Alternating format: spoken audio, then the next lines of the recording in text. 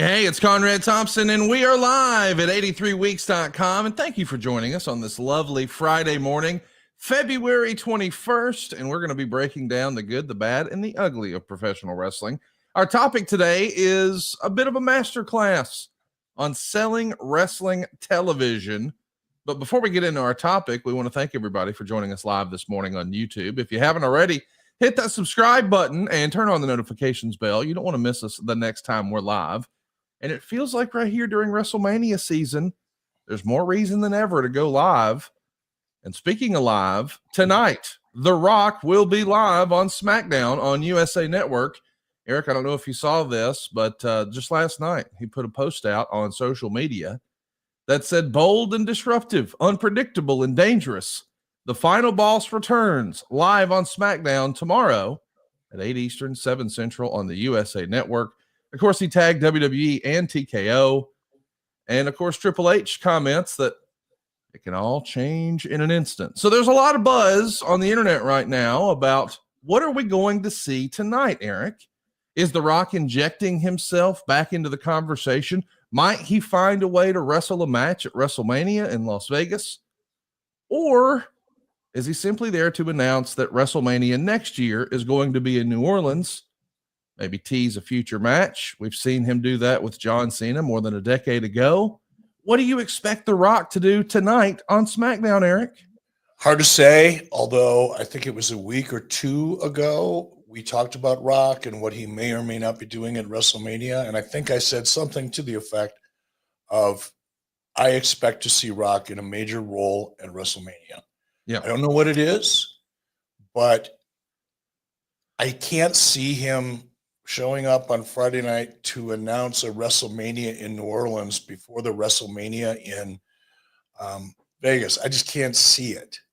It doesn't make a great deal of sense to me for someone like Rock with his center of gravity and the way people react to him to promote something that's over a year and a half away. I do see him, just a gut, I do see him inserting himself into a current WrestleMania storyline. I just don't know what it would be.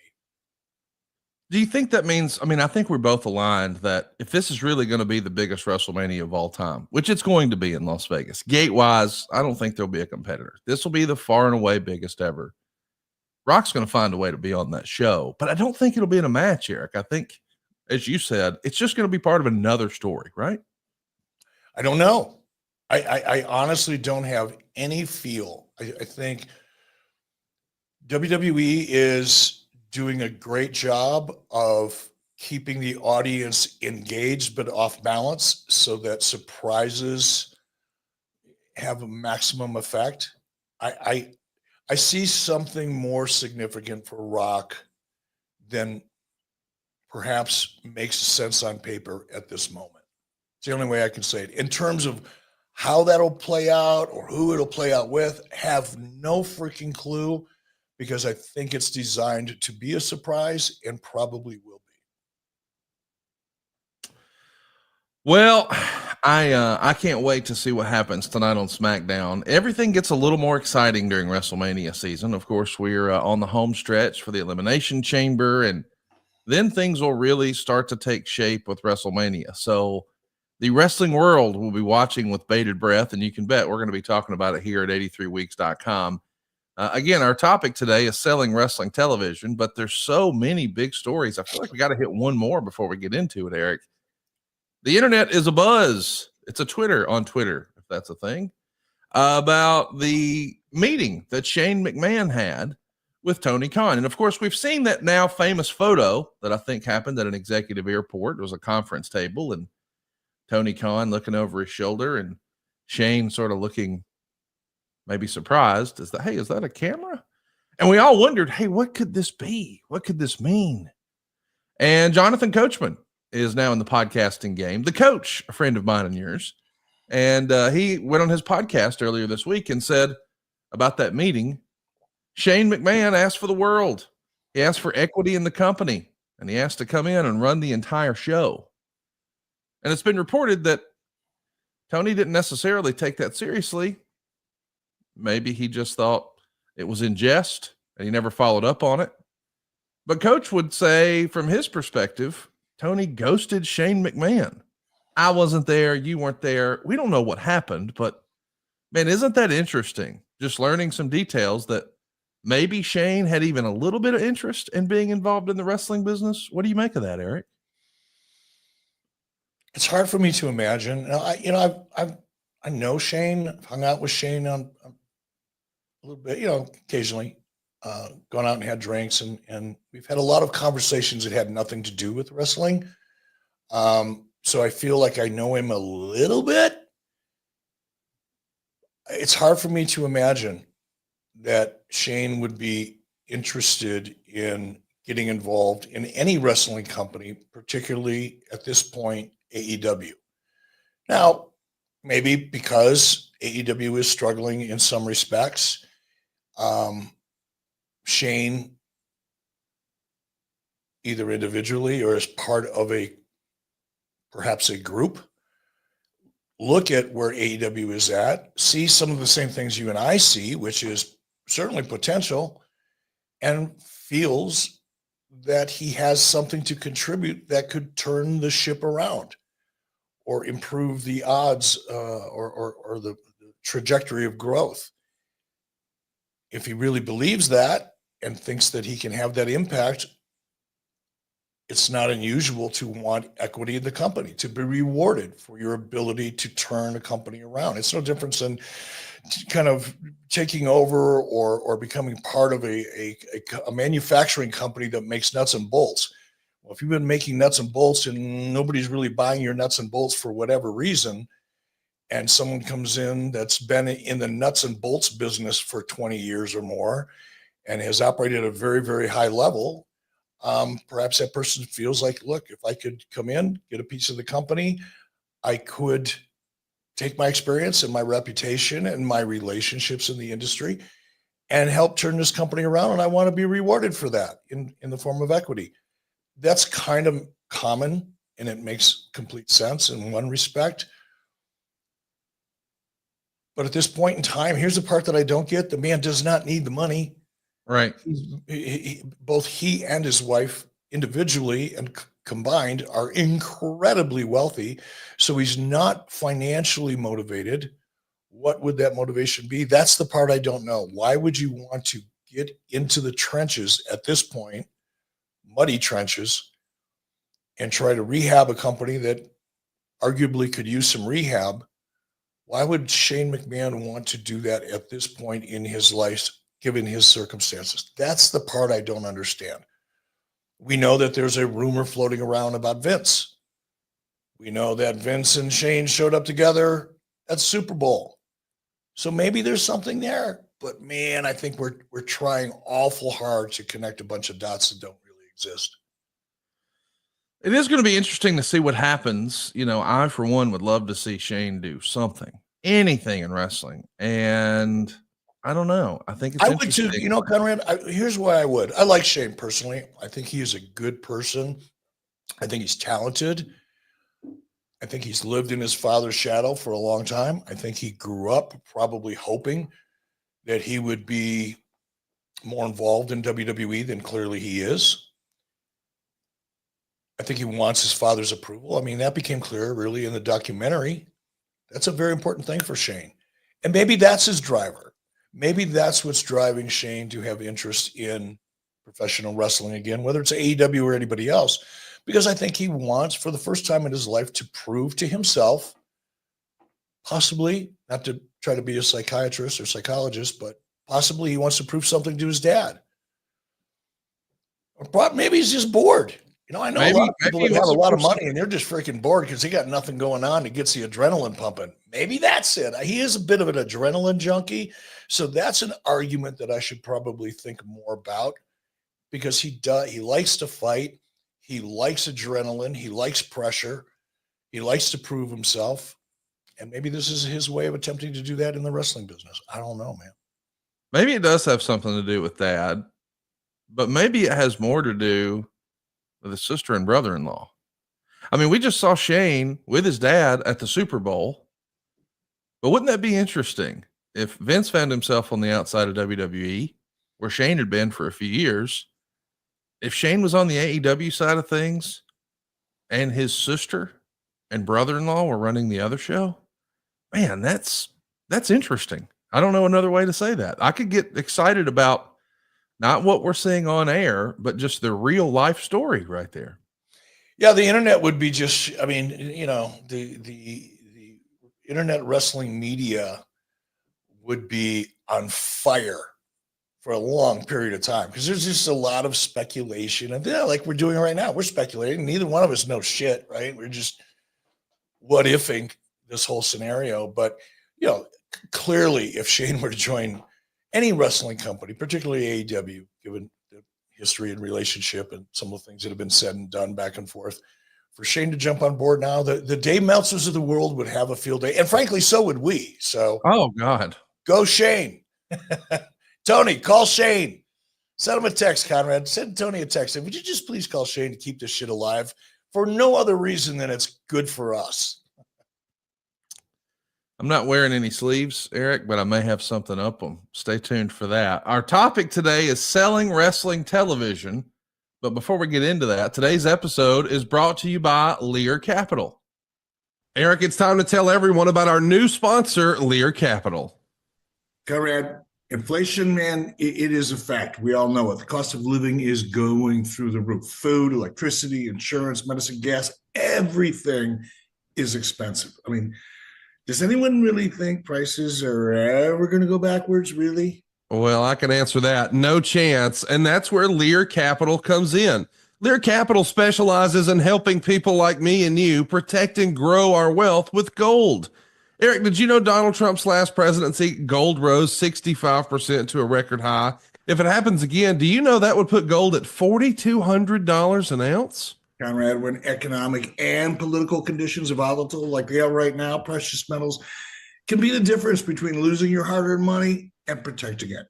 When it comes to buying precious metals, you need the right company in your corner, and that is exactly why we trust Lear Capital. Lear Capital has over 27 years experience, thousands of five-star reviews, and over $3 billion with the B billion dollars in trusted transactions.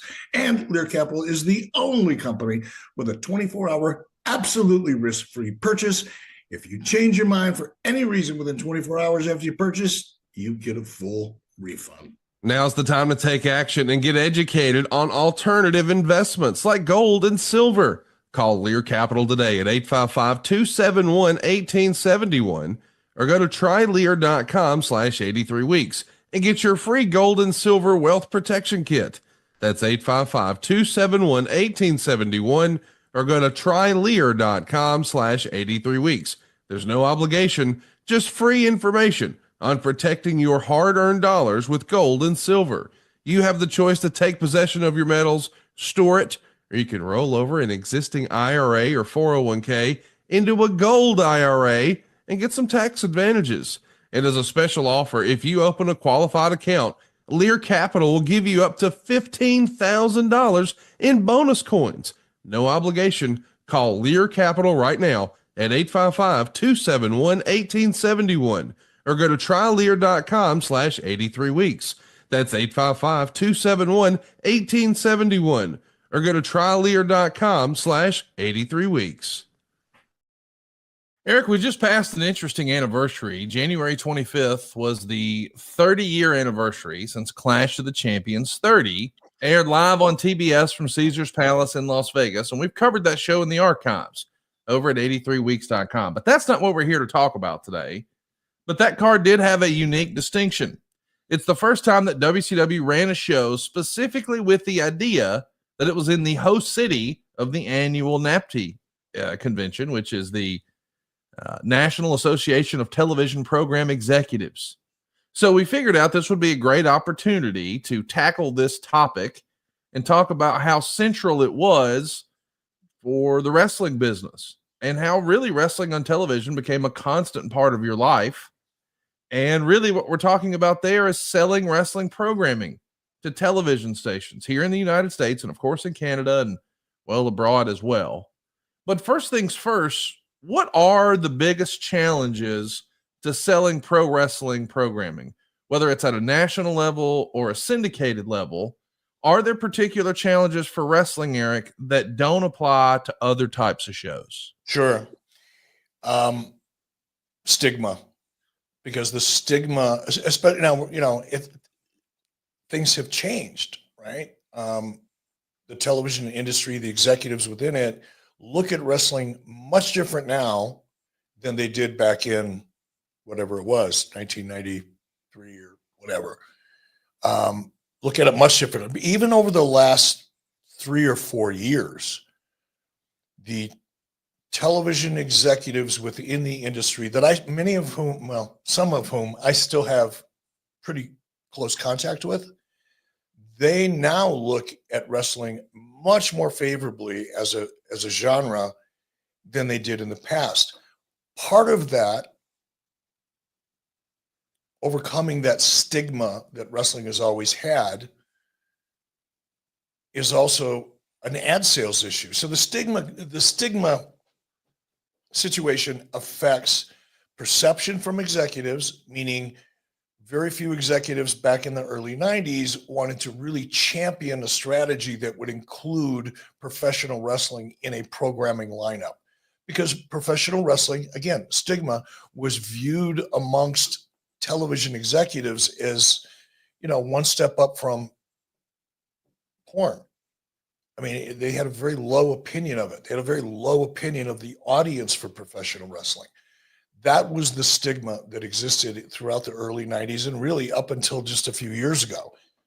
That's changing. But the other part of it, and again, related to stigma, is the ad sales issue. Because when you pitch a show, and I'm getting ahead just a little bit, but typically for independent producers like Jason and I were at the time, if we come in with an idea, no matter how much an executive may love an idea creatively and conceptually, let's assume that I come in, you're a television executive, Conrad, you run a network. I take a meeting with you. I pitch you a wrestling themed project of any kind back in the day, back in the 90s. You fall in love with it because you're a wrestling fan. You don't brag about it. You don't walk around wearing, wrestling themed merchandise, but you're a fan of it. You grew up watching it. You may love it, Conrad, but before you can sign off, and this is more true today than it even was back in the 90s, much more true today. Before you sign off on it, your job, the protocol in your job is to get some input from ad sales, because no matter how much Conrad Thompson likes a television idea or project, if the ad sales part of the company, part of your studio or your network doesn't think they can sell it, it won't see daylight. It won't happen. So you've got to have executives that understand the product, that understand the audience and see the benefits of it. But you also have to have an ad sales division that is going to welcome this opportunity with open arms. That didn't exist throughout the 90s. That didn't exist at any time up until recently. So the biggest challenge is finding an executive that's got an appetite or interest or respects the product. The second biggest hurdle, and perhaps even bigger than finding an executive that likes wrestling, the second biggest hurdle is overcoming ad sales resistance. And Conrad, you've been in sales all of your adult life. You understand, as I do, because I've been in sales my entire adult life. And I've worked amongst some of the best salespeople, guys that should write books. And I've worked against, or not against, but I've worked with ad salespeople who, and the largest percentage of them, are really good at making the most amount of money with the least amount of effort. That's a one characteristic, I think, and it's not a bad thing. It's a talent in and of itself if one manages it properly. But salespeople tend to gravitate towards an opportunity to make the most amount of money with the least amount of risk or effort. So when you take professional wrestling back in the 90s, whether it be syndicated or a primetime show on cable, say, hey, I got this great idea and we've got this talent, we got this talent, and here's how we're going to do it differently. So we stand out from the competition, blah, blah, blah, blah.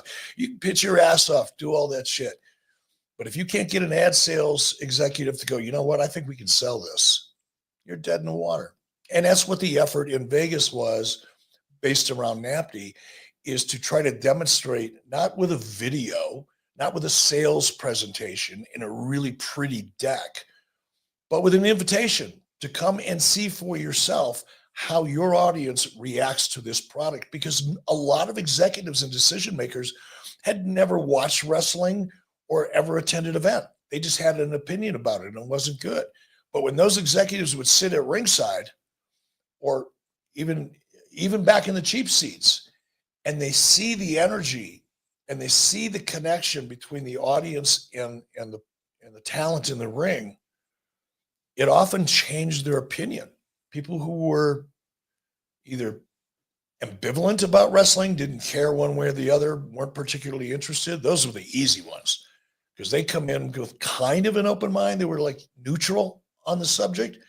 And then when you get them in that room and there's 5, 10, 15, 20,000 people, as we had probably, I don't know where we were. I think we were at Caesar's Palace back then.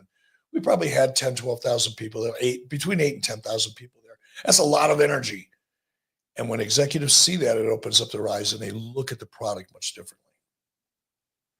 We're live here at 83weeks.com, and we just got a question from Yeti Master. He says, Eric, how important is NAPTY, the convention today, with the growth of streaming and fading terrestrial media?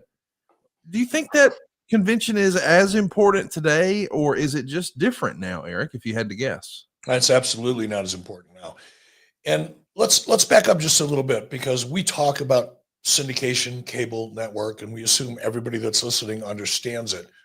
Syndication is, there's different segments of the business or different ways of distributing content in the entertainment industry.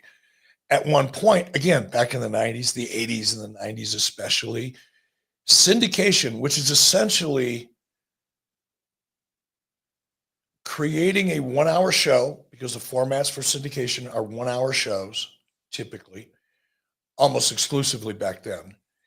You take your 1-hour show, you create a wrestling product, you give it a different title. So for example, in the case of WCW, we had WCW Saturday Night. Let's talk pre-Nitro. We had WCW Saturday Night. That was Saturday night, obviously. We had WCW Main Event, which was on TBS on Sunday nights at 6:05. And then we had 3 different shows that were syndicated shows, 3 different 1-hour titles. So what we would do while we were producing WCW Saturday Night is there would be a match or 2, maybe even 3, that weren't a part of the WCW Saturday Night show. Either they were taped before, after, whatever. We would shoot, because you had an audience there, you had the ring set up and everything. So you'd shoot a couple matches that were specifically for the syndicated product. We would do the same thing for the Sunday night show. So while we're filming the cable version of both of those shows, we would also be filming matches that wouldn't air on those particular episodes. Those would be put into a vault and used to create the 1-hour syndicated products. The 1-hour shows were sold to local television stations. Sometimes they were network owned, an NBC affiliate, for example. Oftentimes they were the independent show or independent television station in a given market, because they didn't have the content that they could get from the network that owned them. So they had to create or locate, purchase, lease, whatever you want to call it, syndicated product. So WCW, Rob Garner, who I believe started out with Crockett, Rob Garner was our VP of syndication at WCW. So we would create these 1-hour episodes. Rob's job then was to go out and distribute them, to sell them to as many independent television stations as they could. And again, it's probably different now, but the way things worked back then is we would take the syndicated network, And let's say and I don't remember how many stations we had at any given time. It's been a long time and I wasn't directly involved. But let's say we had 100 different independent television stations around the country, some of them in major markets, many of them not, many of them in smaller markets, what they would call B, C, or D markets. And we would add up the total penetration, meaning what percentage of the US, let's take Huntsville. So Rob Garner's job would be to find out who is the most viewed station in Huntsville, whether it was a network affiliate or an independent, and go and try to sell WCW Pro, which was the show that I was hired to do color and play-by-play on when I first came in. That was the syndicated show. So Rob Garner's job was then to go to Huntsville, meet with the general manager or program director, usually the program director, and say, hey, look, here's our product. Here's how it's performing in other similar markets to yours. And here's what it costs you. And hopefully close a deal with your local Huntsville independent television station or network affiliate would then air that syndicated show on Saturday mornings, for example, Friday nights, doesn't matter. The deal typically was, at this point, was a barter, meaning your local television station in Huntsville has 6 minutes of ad time. WCW would retain 6 minutes of ad time. So it was just, here's the show. We're not going to charge you for it because at that time you couldn't sell wrestling. At best, you could do barters and trades because the appetite wasn't there for it. But you would put that show on your local Huntsville channel. Let's say Huntsville represented 0.002% of the U.S. population. And here's the important part. It doesn't sound like it is.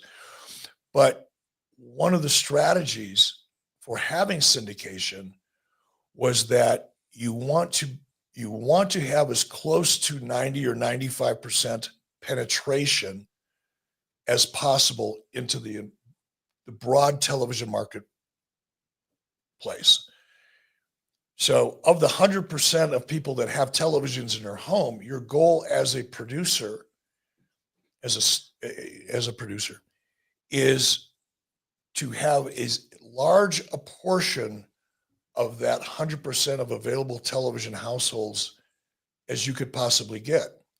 So what we would do, let's say our entire list of syndicated stations in our network, those people who are buying our 1 hour versions of a wrestling product that have a different title than what they see on cable. If we added all those up and it equaled 34% of the United States, as an example, we would then add that 34% to, or whatever the number was, I picked 34 out of thin air, let's say 20%. We would take that 20% of geographical penetration that Nielsen verifies, is reported by Nielsen. We would add that to the footprint of whatever it was at the time that TBS represented. It might have been 60%. It might have been 70% at that time. I don't recall. But it certainly wasn't 100% and it wasn't close to 90%. Keep in mind that TBS was still growing out of its regional superstation perception at that time. TBS in the 90s was still very much a regional cable outlet. Yes, it had national presentation or national representation. You could get it anywhere. But just because something is available in 90% of the US doesn't mean 90% of the US is going to watch it. So TBS at the time probably had about a 70% footprint. Again, I'm guessing, don't quote me. It doesn't fucking matter. I'm giving you an example. Not you, Conrad, but those listening. We would take the 20% that syndication represents of the US, add it to whatever percentage TBS had at the time. Let's, for sake of discussion, say it was 60%. Now you go to an advertiser or an agency and say, I have a product that has penetration verified by Nielsen based on this information. This product, when it airs, is going to include commercials, not only on WCW Saturday Night and WCW Main Event, but because we own 6 minutes of the commercial inventory, we're also going to insert it in our syndicated network. So in effect, even though syndication only represents 20% of the US, and even though cable only at that time represented, for example, 60%, the combined footprint is that 80 or 90%. And that's kind of the threshold that advertisers were looking for at that time. They weren't interested in advertising in a show that only had penetration in 50 or 60% of the US. They wanted as large a percentage of the audience watching their commercials as possible. So they kind of drew a line at, and it was arbitrary in some cases, but they drew a line at 60 or 70%. So the reason we had syndication wasn't because it was such a moneymaker for us, but because it allowed us to aggregate our viewers' footprint nationally and represent ourselves as a national product in terms of advertising. Wow, that was a long-winded answer. I hope it made any sense at all. It was a great answer. And I want to remind everybody, boys and girls, spring is almost here. It's time to shake off those heavy layers and bust out those beautiful thighs, gentlemen. Whether you're on spring break or heading to a backyard barbecue, maybe playing around to golf, or hey, just delivering a podcast ad read, Chubbies has the style for any spring occasion. With a variety of bright and comfortable polos and high-quality thigh-exposing shorts, Chubbies has the styles to fit whatever spring vibe you're going for. Are you back in the gym? Well, Chubbies has the ultimate training shorts for you. Looking for a more casual, comfortable fit for maybe an outdoor brunch or a walk in the park? Chubbies Original Shorts gives you that classic feel, but with a modern look. And get this, they've even got everywhere shorts. It's designed for performance and casual vibes at the same time. So maybe miracles are possible. Experience unmatched comfort and style with Chubbies' iconic Original Stretch Shorts. Depending on how much thigh you're looking to show, you can do a 4-inch, a 5.5-inch, or even a 7-inch inseam. These shorts have the stretchiest fabric for the ultimate movability and flexibility while maintaining a perfectly tailored fit. You've also got an elastic waistband with a button fly, so you can enjoy the classic men's khaki style, but with added comfort of elastic. This has been a home run in my family. I hooked my dad up with some of these for his birthday, which is just a few weeks before Christmas, and man, he loves them. It's become a Chubbies tradition. I get them for him every year. He loves them every year.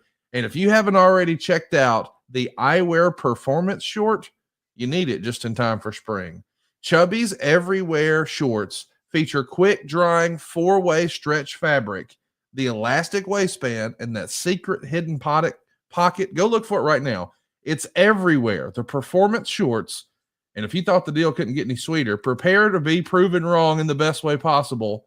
Right now, for a limited time only, Chubbies has a spring break sale where all of their shorts and their swimwear is 35% off, with select styles up to 65% off. Now that's how you do spring break. So head on over to chubbyshorts.com and take advantage while you can. Don't blend in with the crowd. Stand out with Chubbies. Go right now to chubbyshorts.com.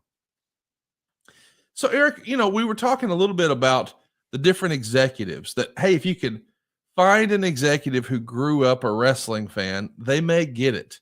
Do you remember in your days pitching syndication, finding an executive who didn't put on that they were a wrestling fan at first, but then eventually it revealed itself? I mean, we've all heard that conversation before about a wrestler sits down on first class on a plane and it comes out that, oh yeah, I used to watch that stuff, but not anymore.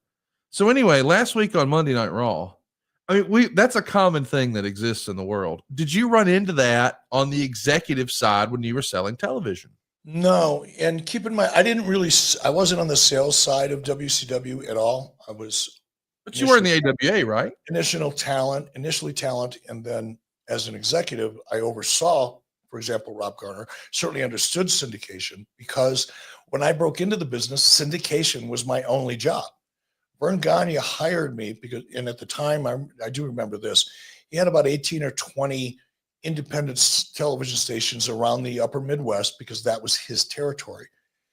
And he wanted to increase that because the more independent television stations, and this goes back to the fundamental kind of revenue model of territory wrestling. at the time. Let's go back. 1987, I get hired.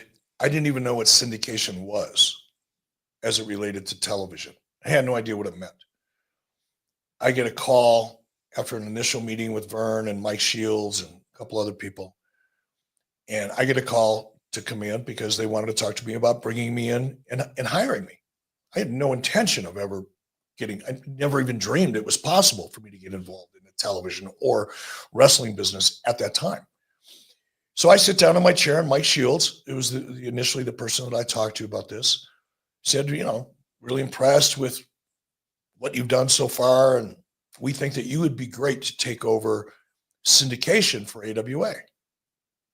I was excited about the prospect, even though I didn't know what it meant. It was sales. To me, sales is sales. You have to learn your product and understand your market, but sales is sales. So I'm not absolutely, Mike, I'd love that job. That'd be awesome. I think I could do great. Not even knowing what it was. And then after I took the job, Mike Shields did a really good job of explaining how the business of television syndication works. He knew that I had to know and get a lay of the land. And as part of that, learning about how syndication worked in the late 80s, Mike Shields brought in a representative from Nielsen because Vern, AWA, was a Nielsen subscriber. They just didn't lift the information. There was no online back in the day, but they just didn't find the information that Nielsen was putting out every week in terms of ratings and things, and then steal it and use it like, people do now on social media. The only way you could really get that information or any detail to that information, which was critical, is if you subscribed to the Nielsen service, which was very expensive. But you needed that information if, like in the case of AWA, they handled all of their ad sales internally. They didn't have agents. They weren't dealing, they were a regional company, regional territory. So all of their ad sales was done internally. And Mike Shields, who also used to work for Jerry Jarrett, by the way, I think doing the same thing, was the guy who put together the ad sales network for AWA. And we needed that granular Nielsen information that's not provided to you like we see it today, just ratings and shares or viewers. Back then it was ratings and shares. Now it's just viewers and demos. The measurements have changed over time. But Mike brought in a representative from Nielsen who sat down with me for at least a full day. It might have been a day and a half, and really walked me through the Nielsen process so that I could understand it from an ad sales perspective and do a decent job explaining it, which is why I always get a kick out of Dave Meltzer. For whatever reason, he's camping out on the fact that I don't know how Nielsen works. I got a fucking tutorial from an executive from Nielsen for a day or day and a half, understanding how syndication really works in 1987, Dave. I didn't just read about it in a trade magazine and try to pretend I knew what I'm talking about, like some people do, Dave. So I got immersed into how Nielsen works, how the ad sales side of things worked, which enabled me to sit down and talk to program directors or general managers and not just talk about, hey, wrestling's really cool. And we got Baron Von Raschke and look at Vergon here. I wasn't selling talent. I wasn't selling wrestling matches or anything that went on inside of the ring. I was selling the audience for professional wrestling and illustrating how it was much greater than most people perceived it to be and how it could benefit a local television network, especially as was the case in AWA. And the goal was to go into these local markets at least once a month and promote to the community. And then it engaged the audience with the local television station in a much different way. Now, to answer your question, did I run across executives that were kind of closet wrestling fans? Generally not. Generally, the people that, and I more often than not, I was pitching to program directors, not general managers. That was kind of the protocol. Occasionally I'd get a general manager, but most of the time they were program directors. And in order for me to pitch AWA or the syndicated product as it relates to this episode, I'd have to do what all salespeople have to do. I'd have to pick up a phone. I'd have to find out, well, first I'd have to find out who the program director was, get the contact information, pick up a phone, because back then there were no emails. It was old school. I think I had a push button phone at the time. I'm pretty sure I did. And sit in my office and call program directors 2 or 3 hours a day trying to set meetings. Generally, I wouldn't get a meeting unless that particular program director already had at least a lukewarm opinion about professional wrestling. I never had one that was a program director that said, oh, I hate that shit, but yeah, come on in and pitch it. So usually when in those initial conversations with the program director, if it started to get a little warm and you started feeling pretty good about it, you would have conversations that reflected that that particular program director had some kind of positive relationship with wrestling. They weren't trying to hide it, right? They were generally at least lukewarm to it. Sometimes they were excited to get the phone call. They were excited about the opportunity, but more often than not, it was a lukewarm response, but warm enough to be interested in the numbers. And that's really all you're pitching is numbers. You're not pitching a product as much as you are pitching the audience that follows it. Well, if you've been following us here at 83weeks.com for very long, you know that Eric and I are big fans of BlueChew. Have some better sex with BlueChew, why don't you? BlueChew is the original brand offering chewable tablets. These erection-enhancing tablets help men achieve stronger, harder, and longer-lasting erections for sexual activities. And BlueChew is putting its money where its mouth is and offering you a month free. The process is simple. You sign up at BlueChew.com. You consult with one of their licensed medical providers. And once you're approved, you'll receive your prescription within days. BlueChew's tablets are made in the USA, and they're prepared and shipped directly to your door. You can take them anytime, day or night. So plan ahead or be ready whenever an opportunity arises. And the best part is it's all done online. That means no visits to the doctor's office, no awkward conversation, and no waiting in line at the pharmacy. Make your life easier by getting harder and discover your options at BlueChew.com. And we've got a special deal for our listeners. Try your first month of BlueChew free. Visit BlueChew.com for more details and important safety information. And we thank BlueChew for sponsoring today's podcast. As a reminder, we are live right now on 83weeks.com. This is your chance to ask Eric anything you want to. So fire those questions down. Travis Medway, who's been a member of our club here at 83weeks.com for quite a while, want to give him a shout out. He says, hey, Eric, here in the UK, we had Nitro replays on Friday nights on TNT. We could get TNT here on satellite. Was there no way of getting Nitro live in the UK? Was that ever discussed? That's an interesting question. You and I have never talked about that before. It was never discussed. I don't know if the technology at that point would even, I don't even know if there was a way to do it at that point. But no, there was never discussion of trying to go live with Nitro internationally. I mean, I don't know what time at night or in the morning that would have been. I think there's about a 6 or 8 hour difference between East Coast and UK time where Travis is. So yeah, we would be going live at 1 o'clock in the morning. Even if it was technically possible, I'm not sure it could convince anybody that it made sense.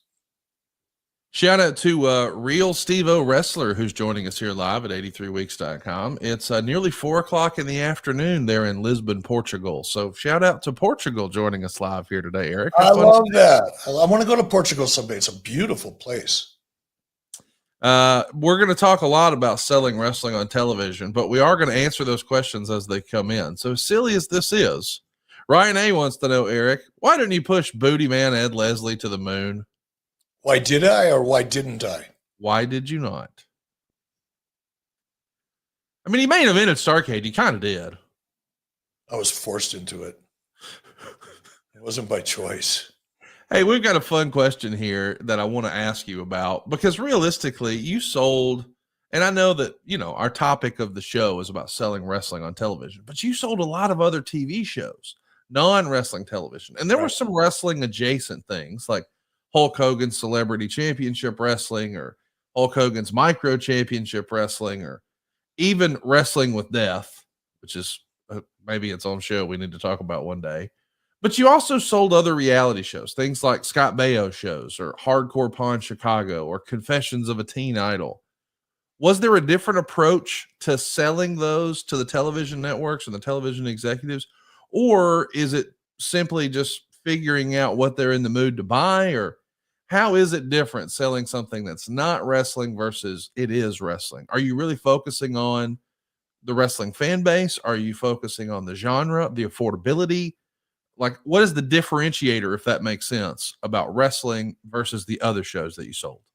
Wrestling is just numbers in history. Keep in mind, I mean, many people realize this, but for those that don't, wrestling has always been one of the most popular genres on television in local markets across the United States since the beginning of television time, going back to the mid-50s. I've gone through this before, and I won't go into great detail here because we've covered it.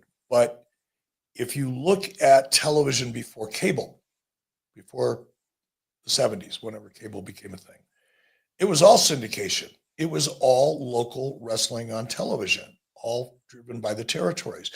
And the promoters would give that show to the local networks in exchange for a couple minutes of commercial inventory that the promoters like Vern Gagne could use to promote their live events in that market.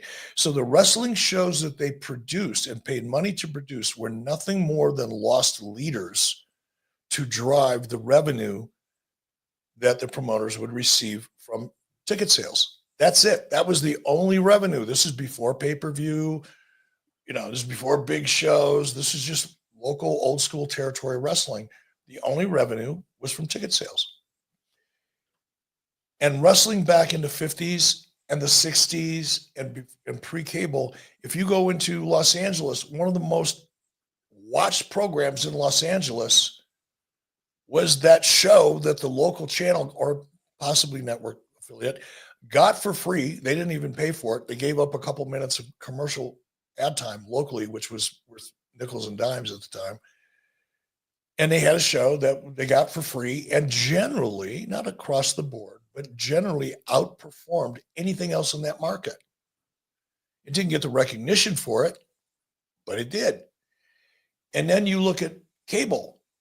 Wrestling was and still is one of the most successful forms of entertainment on cable television consistently. And out of cable was born pay-per-view. Wrestling became one of the most successful forms of entertainment on pay-per-view. Now we're into a whole new world, right? But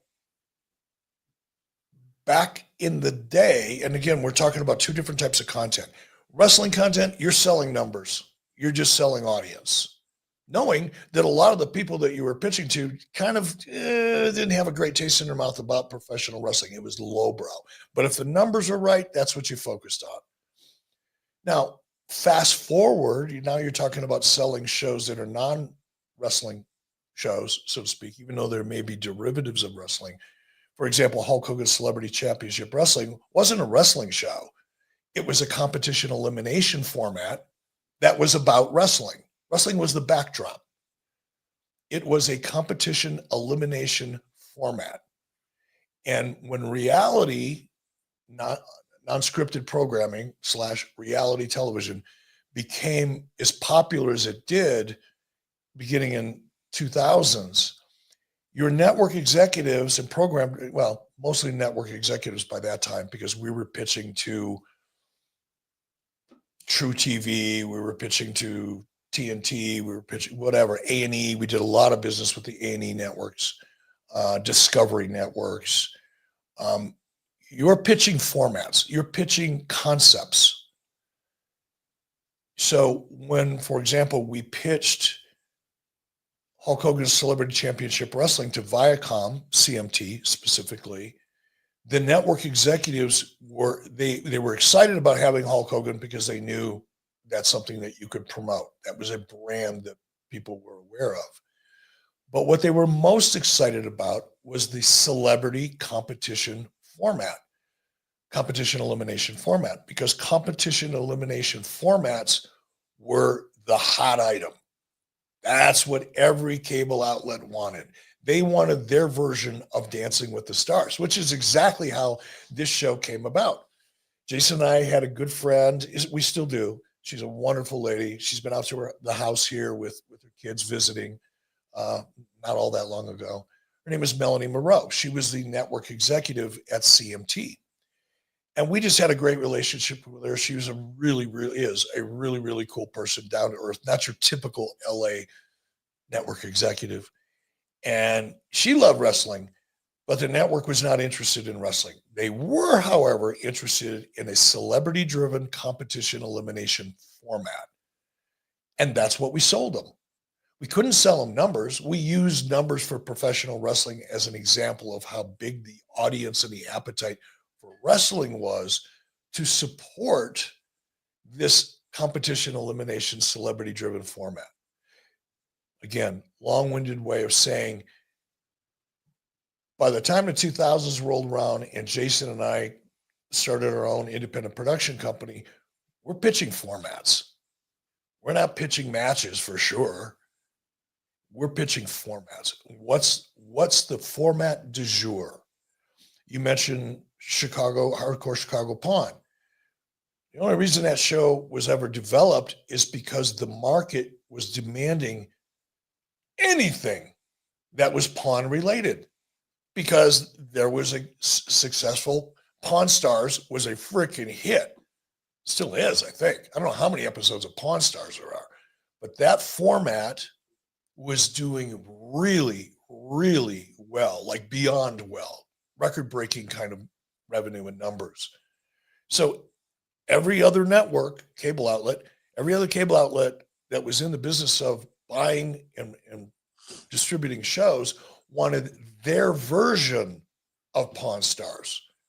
So there was probably about 6, 8, maybe even more variations of Pawn Stars.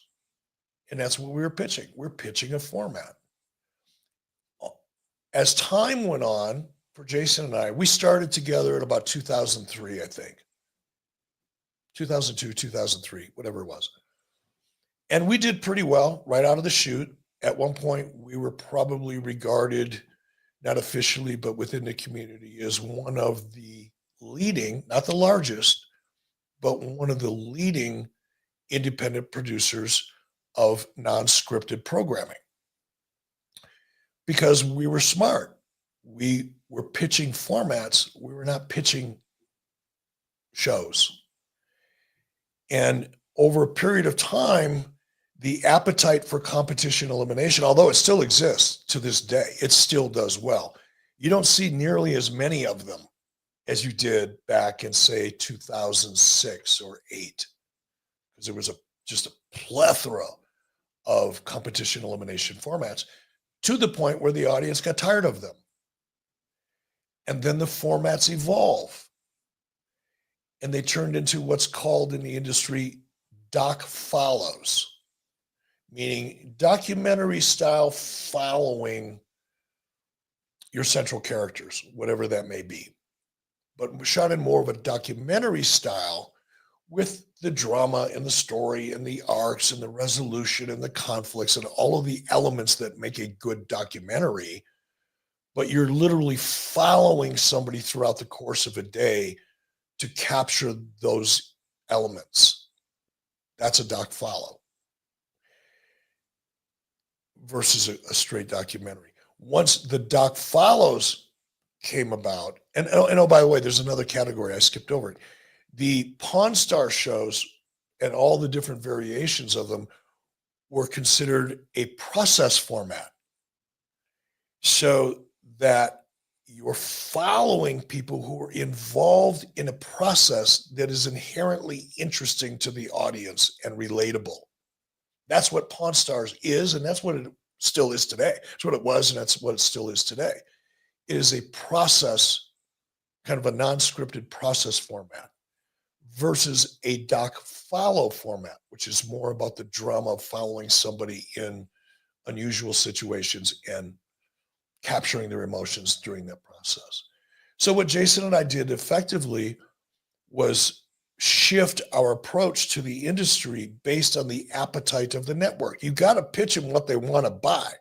No matter how much we may feel strongly about professional wrestling, if the market isn't interested in that at that time, you've got to figure out what they are interested in. And Hollywood, especially now, it's way different now than it was when I was in it full time. Hollywood has become more bureaucratic. It's more like a bank. It's more like dealing with a bank, an institution, than it is like dealing with a creative environment. Back when Jason and I, I'm going to give you one example. One of the first shows that Jason and I sold with our own production company was a show that Jason and I both pitched together to a guy by the name of Dean Valentine. Dean Valentine was he was the president of the UPN network. They had SmackDown at that time. And they wanted testosterone driven content. That's what they were looking for. And that's what you have agents for, because your agents are they're knocking on doors every day. They're in meetings all day long. They know which way the wind is going to blow tomorrow before it starts blowing that way, right? And they would report back to us and say, okay, this is what UPN is looking for. They're looking for men 18 to 34, 18 to 49, or in some cases, they're looking for 50-50 men, women. But when they're talking to Jason and I, it's mostly because we kind of specialize in testosterone-driven, male-dominated content. That was our niche, right? So we sat down with Dean Valentine. There was a restaurant right next to UPN headquarters. It was over on Wilshire Boulevard. There was a Mexican restaurant just down the street. And Jason and I took one of our first meetings with Dean Valentine in this restaurant over lunch. And we pitched him a show, and I don't remember what we called the show at the time, but it was essentially Monster Trucks meets professional wrestling. We gave the trucks character. The drivers all became characters and personalities. It had a lot of the same kind of elements of professional wrestling, but it was done in modified looking monster trucks. They bought that show. Dean Valentine bought that show. We pitched it on a freaking bar napkin. Actually, there were several bar napkins over lunch. And Dean made a decision within 2 days and purchased 10 episodes at $750,000 an episode. Think about that. We pitched a show on a fucking bar napkin over lunch and sold 10 episodes, could have been 8, but it was $750,000 an episode. A $7.5 million lunch napkin deal. Yep. That's pretty good. It's almost as good as Magic Spoon cereal. Listen, as a kid, I think we all plopped down in front of the TV and watched some wrestling with a big bowl of cereal. But then as an adult, we realize maybe I don't need all that sugar. I need to start my day with some protein. Magic Spoon is your hookup. It tastes just like your favorite cereals you grew up with, but without all the sugar and a ton of protein. You see, every serving of Magic Spoon has 13 grams of protein, 0 grams of sugar, and 4 grams of net carbs. So you can feel good about what you're eating. The most popular flavors are fruity and cocoa, but there's so many more. But Magic Spoon's brand new treats, man, that's where it's at. The treats are crispy, they're crunchy, they're airy, and it's an easy way to get 12 grams of protein on the go. And now for the first time ever, Magic Spoon treats are available in grocery stores with delicious flavors like marshmallow and chocolatey peanut butter. But as for me, my go-to, double chocolate. I dare you to try it. You're going to love it. Get $5 off your next order at magicspoon.com/83weeks. Or look for Magic Spoon on Amazon in your nearest grocery store. That's magicspoon.com/83weeks for $5 off. Magic Spoon. Check it out. You're going to dig it. Hey, so I want to ask you, Eric, when you remember, and I know you were working for Vern at the time and you're sort of on the outside looking in, but we started to see some real, more mainstream opportunities for wrestling, certainly with like the WWF and NBC. Broadcasting and Cable, which was a magazine back in the day, highlighted some of the success from 1988 and some of these specials. And they would show that, and I can't believe this is real, the February 5th, 1988 show, and yes, that is the main event. That's the prime time, not Saturday night's main event. This is the evil twin referee. It did a 15.2 rating, Eric. And while that sounds monster, what's more impressive to me is it was a 25 share. And the way it's been explained to me is that's the percentage of people watching television that are watching your program. So if there were, and there weren't, but if there were 100 million people watching television here, Eric, 25 million of them were watching this program. So 1 in 4 television sets was watching this. It was unbelievable. It beat Beauty and the Beast on CBS. It beat ABC's comedies. I mean, it was a home run. But when they asked NBC, they said, we're pleased with the public response as reflected in the ratings, and we're not closing the door on future telecasts, but we have no immediate plans. And a spokesman said that a weekly series was very unlikely. I find that fascinating to me. Like, Eric, when you see something that hits this hard, 1 in 4 television sets are watching your program. And we know that compared to some other content that's out there, wrestling is relatively affordable to produce. Why wouldn't someone jump at that opportunity, Eric? Why wouldn't you? Do they think that, hey, it's like Las Vegas, it's good, but in small doses? What do you make of this? Stigma. They couldn't sell it. It doesn't matter how many people watch it if you can't figure out a way to sell it. And the stigma, not only with network executives at the time, but with advertisers and the agencies. See, and this, I beat on this a lot. I mean, I've talked about this a lot, but it's important that people watching here on YouTube or listening understand the relationships in the process. You have a client, let's say General Motors, and they want to spend $100 million promoting a new vehicle. The ad agency that represents General Motors, their responsibility is to say, okay, we've got $100 million of our client's money that we are going to spend on their behalf. And it's going to be analyzed to death. That agency may or may not retain their relationship with that client based on the return on investment that General Motors can see and track. So the agency is under a tremendous amount of pressure to maximize that $100 million. If they want to get that commission, that 15% commission on $100 million again next year, they better deliver on that $100 million this year. And it's going to be analyzed by the client to death. That's pressure. So your ad salespeople, knowing that they have to get a return on investment, are going to look at the landscape of opportunity that's in front of them and make a judgment based on performance and numbers, certainly, but also on perception. They have to. Because if their client sees that commercial airing on a product that for whatever reason the client or the executives within that client's company look at and go, why in the fuck is my new car commercial on a wrestling show? Because wrestling fans don't have any money, because they're low budget, they live in trailer homes, they don't pay their bills, they don't brush their teeth. All of the stigma that has been associated, that's an exaggeration, but not by much in reality. Back in the 80s and in the 90s, the perception of who the wrestling audience was, first of all, it was wrong, as we've clearly learned, and as networks and cable outlets have learned over the years. But the perception back then was wrestling, we're just this far off of porn. No client wants to see their product in a television show that they feel is beneath them. That's the best way to say it.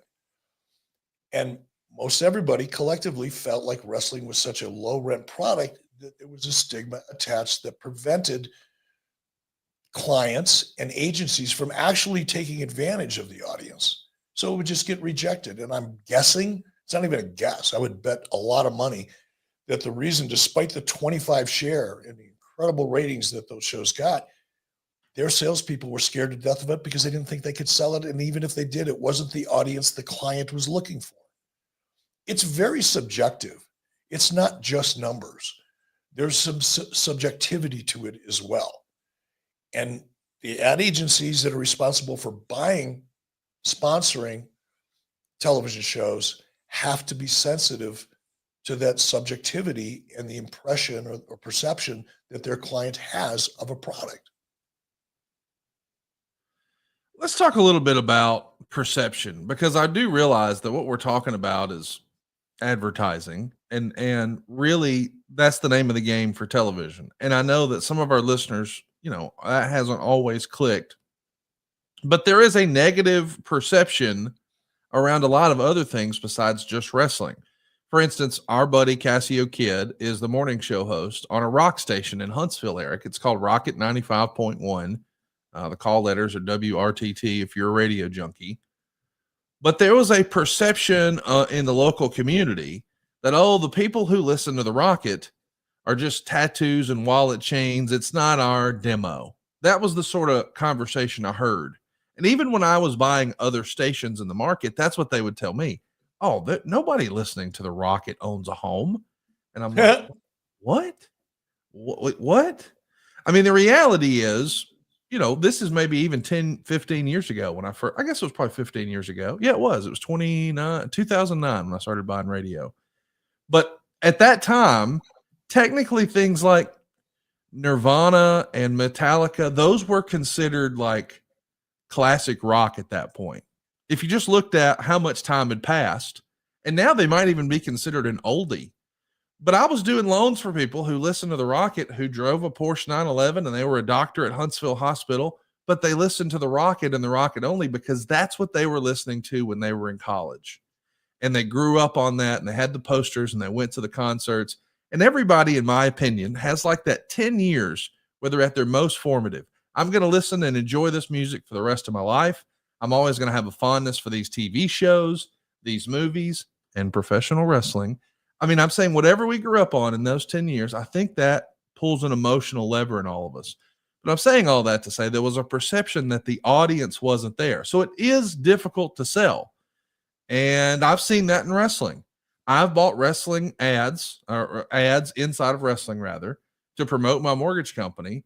And man, like Fox, where it had a big rating for SmackDown, that would cost a fraction, Eric, of what golf would on the weekends. And the golf stuff didn't have near the audience. But the perception of that demographic that's watching, that's where the money is. I'm saying all of that to say, has that changed now? Nonsense McGee is with us here live, and he asks a great question. He wants to know, what, in your opinion, is the next big shift in streaming content? Consolidation seems likely. So will that affect the typical type of entertainment we see prevalent now?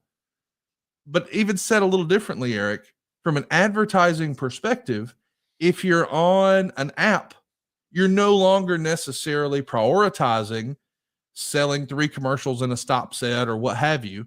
Now we're trying to hope that we can appeal to a paying audience, going instead of B2B, if that makes sense, we're going B2C. So instead of us trying to sell you on advertising your business on our content, now we're trying to see if we can sell wrestling as a subscription service directly to the consumer. That's happening right now. Do you think that there's going to be a further evolution, or am I off base in all of this? No, I absolutely. Look, everything evolves. Every freaking thing evolves. And certainly entertainment, including television and movies, has evolved rapidly, and it's going to continue to evolve. In terms of where is it going to go? No idea. I'm not in the business on a day-to-day full-time basis, so it's hard to get a feel for where things are going, where the puck is going, as Wayne Gretzky would say. But I think if you just step back and look at the world of entertainment and look at what's happened over the last 30 years, it can be summed up pretty quickly and clearly by vertical integration, meaning big companies keep buying smaller companies and there's fewer companies available, which is another reason why the industry has become so much like dealing with an institution as opposed to dealing in the entertainment business. And I don't want to keep going back to this, but the culture, this is an important part of this because it's all about perception, right? And evolution. The culture within a television, within Hollywood, while I was there, and when I say there, I mean, I had an apartment in Santa Monica. I was there 3 or 4 days a week. I'd fly home for a couple of days, fly back to LA, or Lori would fly from Scottsdale, where we live. She'd come out and stay with me for a week while Jason and I were there working. Jason lived in LA at the time. So I was not a full-time resident of Hollywood, but a almost full-time. During that period when I was in Hollywood working full-time, it was a fun environment because the industry was still driven primarily by creative. People were looking for the next big idea. People were looking for an opportunity to do something different than. People were looking for content that creatively would kind of break the mold. Meaning the industry, from my perspective at that time, was driven by creative people. Now it's because of vertical integration, because there's fewer companies out there, because the margins have they've been crushed. That's a whole other conversation. I won't go into it here. We'll be here till tomorrow. But because of vertical integration, number one, because of the risk involved in producing television, because it is very expensive to produce television, the decision makers within Hollywood are not driven by creative, they're driven by numbers. It has become a very risk-adverse industry for a lot of reasons. Network executives, people on the ad sales side of things. Debt service. They're scared to death. Yes. Every one of them are job scared. Jason and I, when we saw it happening, we were there and active in the industry up until 2000, really 15 or 16. We saw the handwriting on the wall. We saw independent production companies like Bischoff Entertainment, very well respected, very successful. I say this all the time, not to brag, but just to put things in context. I made far more money as an independent television producer in Hollywood than I ever made working for Turner Broadcasting and WWE combined. Financially, I made a lot more money. But over the last few years of that, both Jason and I were looking around and we're going, wait a minute. Our buddies over here that have this production company, they just got snatched up by a bigger company. And that company just got bought out by Viacom, for example. We saw small independent companies like ours getting gobbled up by bigger production entities, or in some cases, studios and networks. Unfortunately, well, it was a decision on our part, a conscious decision. I don't regret it. We had that opportunity to get gobbled up. We could have done what everybody else was doing, but I had no desire to work in a corporate environment. I loved working in Hollywood with Jason when things were driven by creative executives and by people willing to take risks and stand by the risks they took and see them through. Fast forward to about 2012, maybe 2011 is when all of that changed. Margins started getting crushed, couldn't make as much money even if you sold a show. Networks were demanding that in order to even pitch an idea, we had to have a fully blown out meaning pretty significant pitch deck. And if we got the pitch deck and we got some interest in the deck, we might get a meeting. But if we got a meeting because somebody was interested in the idea that they saw on the deck, now we have to have a sizzle reel, which, 5 minutes, 7 minutes, costs you about $8,000 to $10,000 to produce a good one. Because, by the way, you don't want to pitch a shitty sizzle reel. You don't want to pitch it you don't want to shoot it on your fucking iPhone, because now you're presenting your production capabilities, your take on that. So it's got to look good. It's only 5 to 7 minutes, but it's got to look great. Well, that 5 to 7 minutes is going to cost you a minimum of about 8 to 10, sometimes more, $12,000, depending on what you're pitching. So in order to get a meeting to possibly pitch a show, now I've got to reach into my back pocket, or in this case, Jason and I had to reach in our back pockets and put $10,000 on the table to roll the dice. That never happened when we started. It was never a requisite to pitch a show that you had a sizzle reel. Now, let's say you get past the sizzle reel phase. Now they want to see a casting tape. Okay, I like your idea, but we want to see who's in it, because as everybody knows, it's the characters and the stories that drive any form of entertainment. So no matter how good the idea is on paper, how unique it is, how well it's structured, all the other bullshit that you can, hey, Larry, how you doing? All the other bullshit that goes into pitching a show, now you've got to go out and cast it. There's another $5 to $7 grand. So you're in $20,000 before you even sit down in front of a decision maker. Because up until that point, you're pitching underlings, right? You're pitching the people you got to pitch in order to get to the person that's actually going to try to make a decision. So now you're $20,000 in, and let's say we're successful. We sell a show. We sold a lot of shows, by the way, a lot of shows. In the beginning, when Jason and I would sell a show, you would get a 10% executive producer fee because we created the show. It was something we sat down, a couple of beers and a piece of pizza, and we said, hey, what if we do this? And we just create a show out of our imaginations, and we pitch it. And usually probably out of 10 pitches, we'd sell 3 shows. That was probably close to our average at the time.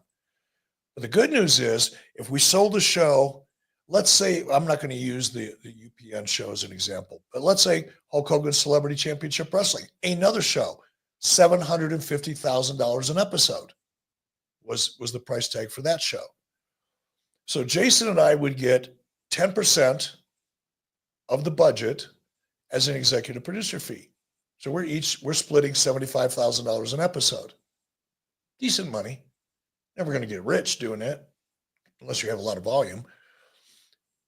But where we really made our money is we actually physically produced the show. We had cameramen that worked for us. We had our own edit facilities, which was a significant edit facility, by the way. It was cutting edge at that time for that type of programming. But we invested in that equipment. And they were all freelancers. It's not like these people work for us full time. So we had probably 3 or 4, we'll call them full-time members of Bischoff Entertainment. But when we'd sell a show, 95% of the staff on that show were freelancers. So we would expand our post-production facilities as needed and then contract them as necessary. But because we were physically producing the show ourselves, meaning we weren't hiring a third party to do it and they're making their margins, we produced it ourselves, hands-on, during the whole edit process until we delivered the show. But because we did that, we also saw about a 20% margin across all the budget line items that go into producing a show. We'd mark, because we would hire the independent or the freelancers. We would get a cost from them to do the work we needed them to do. And then we would mark that up by 10 or 20%. and include it in the budget. So we were making 10% of the total budget right off the top, and then making another margin, we're going to call it 10% for this conversation, on all of the production line items that go into delivering that show, which usually exceeded the 10% executive producer fee. So in the case of that show, for example, I couldn't testify this in court. I mean, the 10% executive producer fee I could, because that's standard in the industry. That's what everybody gets who sells a show, if you bring it in. But the below the line services, meaning everything that happens backstage, so to speak, in the production of that show, we were also collecting a margin on. So that show, for example, Hulk Hogan Celebrity Championship Wrestling, we weren't splitting $75,000 a year, or $75,000 an episode. We were splitting probably more like $150,000 to $200,000 an episode. Fast forward, you can no longer, you can, if you are a really, really big production company and you have a lot of leverage, which we did not have, you can still make money getting a margin on the production of the show, but the network has the right to audit. So in other words, they're going to do everything they can to prevent you from making money on both ends. Now, again, if you're a big studio production company and you've got leverage, you're going to be able to get away with it in some cases.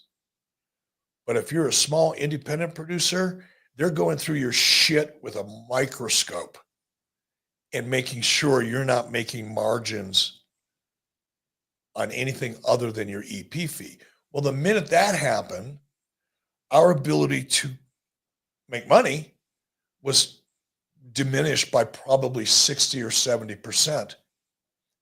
And we had to be at risk for anywhere between $10,000 or $20,000 just to get an opportunity to pitch a show. So if you combine the margin disaster, the reduction of margins, profit margins, and then you add to the reduction of margins the increased risk of being money out of pocket just to pitch a show, it got to the point where Jason and I looked at each other and said, look, we're not big enough to command the kind of respect that allows us to make money on the below the line items that we had been, because now people are going through that like bankers would, or worse than that, like the IRS would.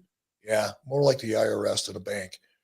So now our below the line costs are being scrutinized to the point where we can't make any money anymore on that. The EP fees, which used to be good because you used to be able to sell, we sold a lot of shows. We only sold 2, I think, at $750 an episode. But a lot of the shows that we did sell were coming in at $450, $500, $550, sometimes as low as $300. But those were down and dirty shows like Chicago Pawn. I could literally shoot that on an iPhone. The requirements for that show weren't very high, and it was an easy show to produce. So we could produce that for $300,000 an episode, pick up $30,000 off the top, and make enough money on the below the line that it was still worth our while. It's not anymore. Now you're still at risk. You got to jump through flaming fucking hoops to sell a show because everybody's scared to death. Nobody wants to make a bad decision when it comes to programming. That's why network executives are job scared. Jason and I, starting in around 2010 and 12, when we first started seeing this, it's like, dude, we're not pitching the person, we're pitching the chair, because who's ever in that chair today probably won't be there 6 months from now or a year. And it's even worse today. All because, again, vertical integration, fewer companies, fewer independent producers, networks, Viacom, for example, I keep using them. Now they're analyzing things much like the IRS. They're risk adverse. The executives in that company that are part of that process are scared to death because they know they're going to lose their jobs at some point. They're just hoping they make enough money and get enough stock options to make it worth their while before they get shown the door. So their their appetite for breaking the mold or coming out with something new, that's fucking gone. That ship sailed. Now, if you're, like I said, if you're, for example, a Mark Burnett, Mark isn't really that active in the business anymore, but when he was, or a very dear friend of mine by the name of Tom Beers, who owned a company called Original Productions. Original Productions, Tom Beers, I used to work with him at Turner. He was in charge of National Geographic. He went off and created his own company called Original Productions. Monster Garage, Ice Road Truckers, all of the fishing shows that you see on TV. So when I say fishing shows, I mean like the crab shows and all the really dramatic, scary looking shit. That's all Tom Beers. Tom Beers invented that category.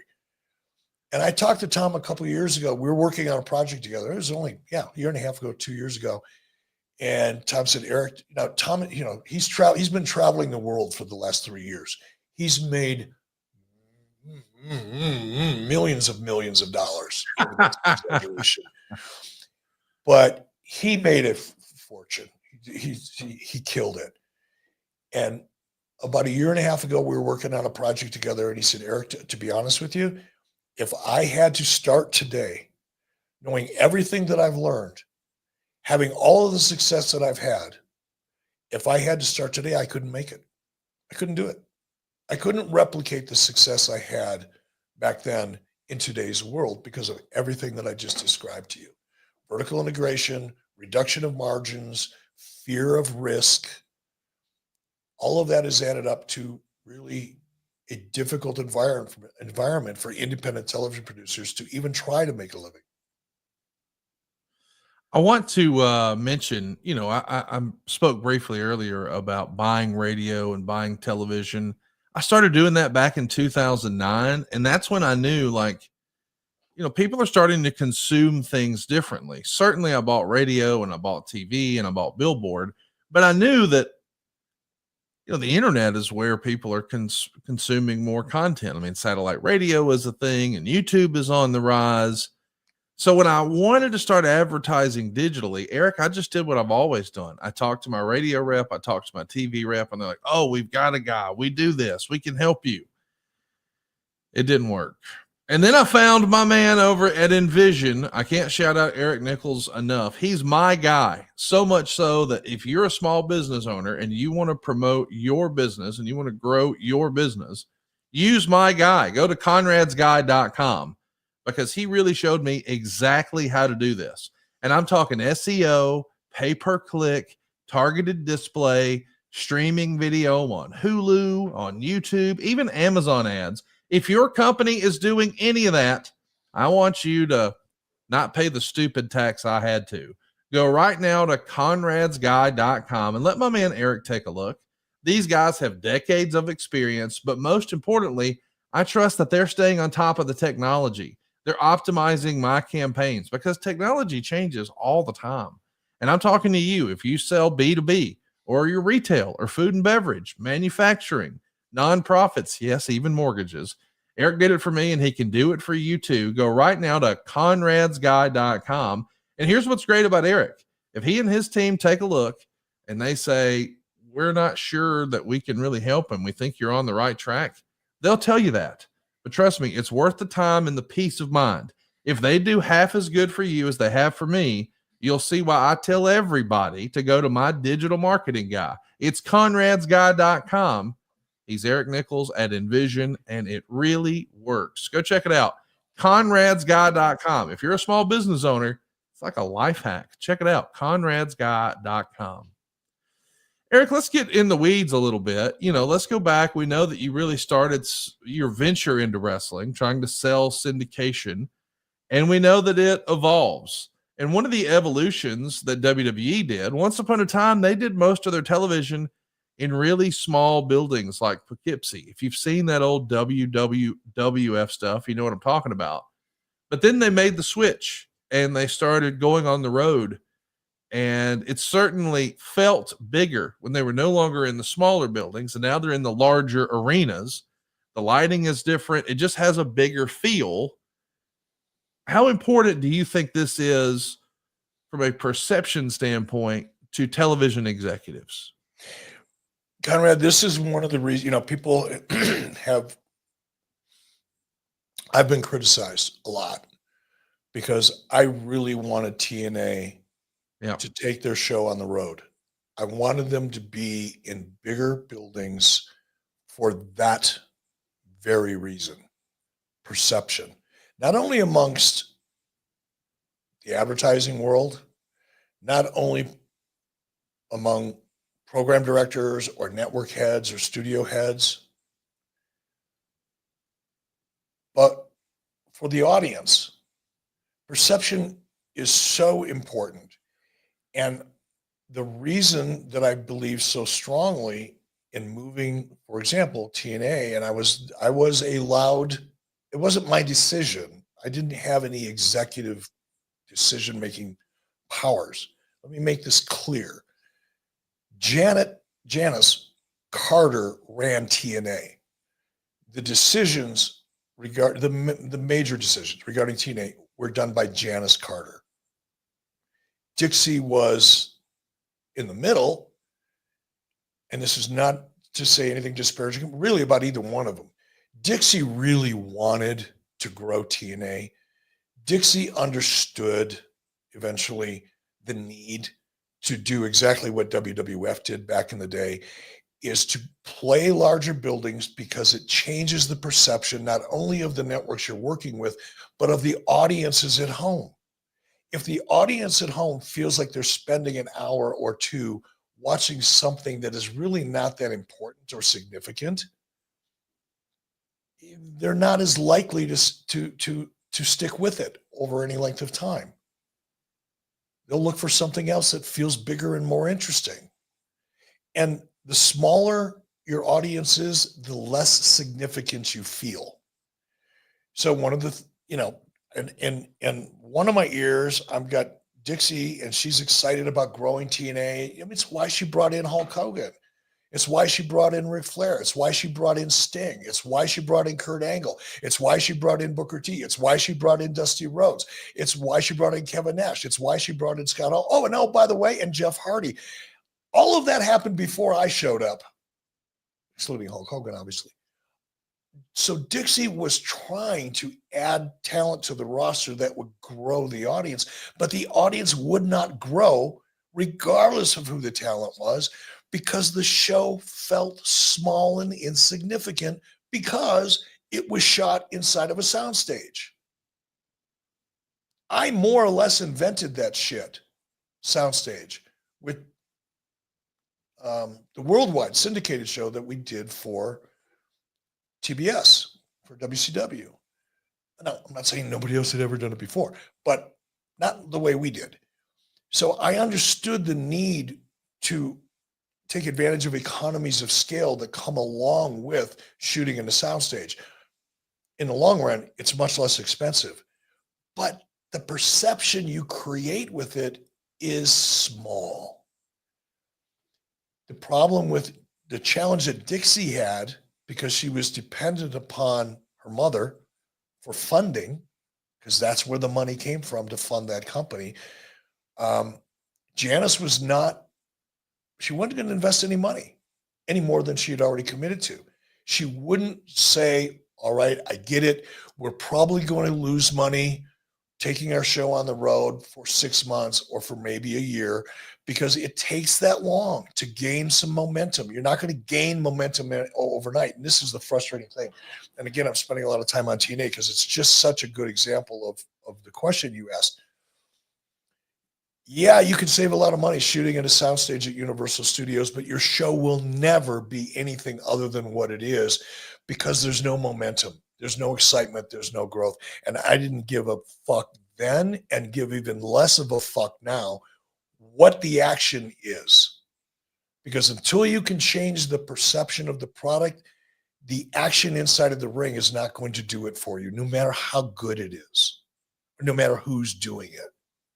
If it feels small to the audience, to your television audience, because you're playing in front of 350 people or 500 people or 600 people, it's not going to matter.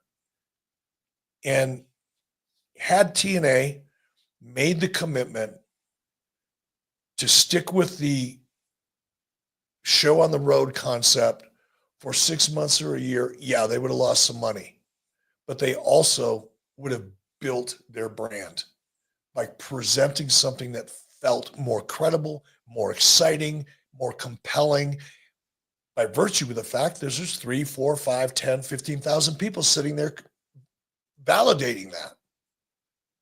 It just doesn't work. So yes, I think when WWF decided we're going to play bigger arenas, we're going to prove to the audience, and we're going to give them permission to become a fan because they can see how many other people are fans. And they're going to feel comfortable becoming a fan of this. They're going to be excited to see those big crowds. That's why wrestling is getting the numbers in terms of license fees it's getting today, because it's one of the few products you can put on television that'll put, at least in WWE's case, 10, 15, 20, 50, 80,000 people in an arena. That's fucking excitement. I don't care if you're watching fleas fucking in the middle of the ring. If you're watching fleas fuck in front of 25,000 people who are cheering, you're going to become a flea fucking fan. It just is. It's human nature. And WWF knew that. Vince McMahon, which is one of the reasons why I think you can have whatever feelings you have about him on a personal level, but on a business level, he was a visionary and he knew something Bergagna didn't know, Bill Watts didn't know, Bob Geigel didn't know, Jerry Jarrett didn't know. All the guys who had come up within that regional territory system where it was all about ticket sales and didn't have any idea about brand building necessarily because they didn't need to. It's not because they weren't smart. It's because that was the world they lived in at that time. Vince saw something different. That's where the vision comes in, right? Anybody can do what works today. Just look at what the guy next to you is doing, figure out a way to do it a little bit better, and then go do that. That's not vision. Vision is looking at the guy that's doing something, he's having some success, and you having the ability to go, that's working pretty well. How can I blow that up times 10? How can I make that 10 times bigger than what he's doing? And then having the vision and the ability to execute to do it. That's why what Vince did was so important. It's one thing we're talking about right now. Going from the small sound stage, which everybody else was doing, including Vince's dad, right? For the most part, smaller venues, typical regional wrestling production. Vince went, I want wrestling to feel like football. I want it to be mainstream. I want it to be bigger than professional wrestling. Of course, Vince has got a lot of heat for that kind of philosophy over the years. And people would say, he doesn't like professional wrestling. Bullshit. It's not that he didn't like professional wrestling. It's that his vision for what professional wrestling should be and could be, and by the way, was way different than everybody else's. That's vision. And pointing out what you just did about that move, I think really illustrates that. It was an important move that changed the industry in more ways than people give it credit for. Every now and again, we all get an idea, and sometimes we come across an idea and we want to know, hey, is the person who had that idea, are they high? Well, let's be real. In 2025, it's all about change, whether it's your work or your personal stuff or just the daily grind. It can be hard to keep up, but here's the deal. When things get hectic, you don't have to go through it alone. I want you to embrace the power of nature and elevate your everyday with Veya. Trusted by over 500,000 happy customers, Veya is like the Swiss Army knife of wellness. They're dedicated to harnessing the natural benefits of hemp to create high-quality wellness products. Whether you're looking to improve your sleep, your focus, your recovery, add a little pep to your step, or just get high, Veya has something for you. With products ranging from 0 to 100 milligrams of THC, Veya gives you the power to blaze your own trail. They're world-renowned for their THC and their THC-free gummies. They've got vapes and THCA flowers and soothing topicals and calming drops, all crafted from the highest quality hemp, sourced from trusted, independently owned American family farms. And the best part is, Veya legally ships to nearly every state in the United States, all in discreet packaging and directly to your door with a worry-free guarantee. And there's no medical card required. So if you're 21 or over, we want you to check out the link to our description today, and you'll see Veya's website link in the description to today's show. And when you go there and you use the promo code 83 weeks, buddy, they're going to give you 15% off. And if you're new to Vea, they'll even give you a free gift of your choice. But this is perfect, especially if you're a novice. My wife, she likes 2 milligrams. I mean, she needs really, really low doses. You can go as low as 0, or you can go as high as 100 milligrams. They've got you covered every which way. And it's all grown indoors with his THCA flower. It's premium. It's grown indoors, state-of-the-art facilities. It's harvested at peak levels of THCA to emphasize the natural aroma and flavor. It's the real deal. It's made right here in the United States. They've got great customer service, and it's affordable. It's accessible. So if you're 21 or over, what are you waiting for? Check out the link to Vea in our description. Use our code 83 weeks. Buddy, they're going to get you 15% off. And if you're new to Vea, you get a free gift of your choice. After you purchase, they're going to ask you where you heard about them. Please support our show and tell them we sent you and enhance your everyday with Vea. Now, one of these crazy ideas, Eric, I want to ask you about. Now, we're going to have to get in our Wayback Machine, but that's what this show's all about, is nostalgia. And once upon a time, man, and this feels like 100 years ago now, shows like Roller Games and the American Gladiators, maybe we'll call them junk sports, but to a little kid like me, it felt like another type of pro wrestling. It's another competition show with these crazy over-the-top characters, and they were dominating syndication in the late 80s. And according to the reports I've seen out there from people like Steve Beverly, there was a syndicator named, am I saying this right? Bob Sayers. Do you remember that name, Eric? Yeah, Bob Sayers was also, he worked very closely with Mike Shields. He also worked very closely with the various advertising agencies. Yeah, Bob Sayers is, I think I met Bob once or twice, but I think he lived in Chicago, not in Minneapolis. But yeah, he was very active in syndication and in ad sales. So allegedly, he comes up with this idea for Vern Gagne and the AWA. Now, remember the context. Vince McMahon is dominating with the World Wrestling Federation. The Crockett's have gone belly up and sold to Ted Turner. Vern's still hanging on, and he's looking for a new hit. But all of his big talent, I shouldn't say all, most of his big talent has gone to work for Vince McMahon. And Vern is going to launch something that we saw a few years ago because WWE released it. It's on their Hidden Gems section. It was the Team Challenge Series. Is the idea that Bob had here for this to sort of lean in and leverage the success of American Gladiators and the success of Roller Games, and maybe try to present this as not, quote unquote, just wrestling? It's a little different. What do you think of the strategy then? And what do you think of the strategy now? I wasn't involved in any of those conversations between, I mean, this is the first that I'm hearing that it was Bob Sayers' idea initially. I mean, it very well could have been, because I just, I wasn't in those meetings. Vern didn't share details of any of these things with me. I was basically a grunt laborer. And Vern didn't really want me too close to not that he didn't want me, but he didn't feel the need to have someone like me at that time with very little experience and no reason to think that I had any unique insight or perspective. So I wasn't part of it. It makes sense as you lay it out, looking at the timing of it, because American Gladiators came on strong. When I got to WCW, as an example, I remember sitting at a meeting,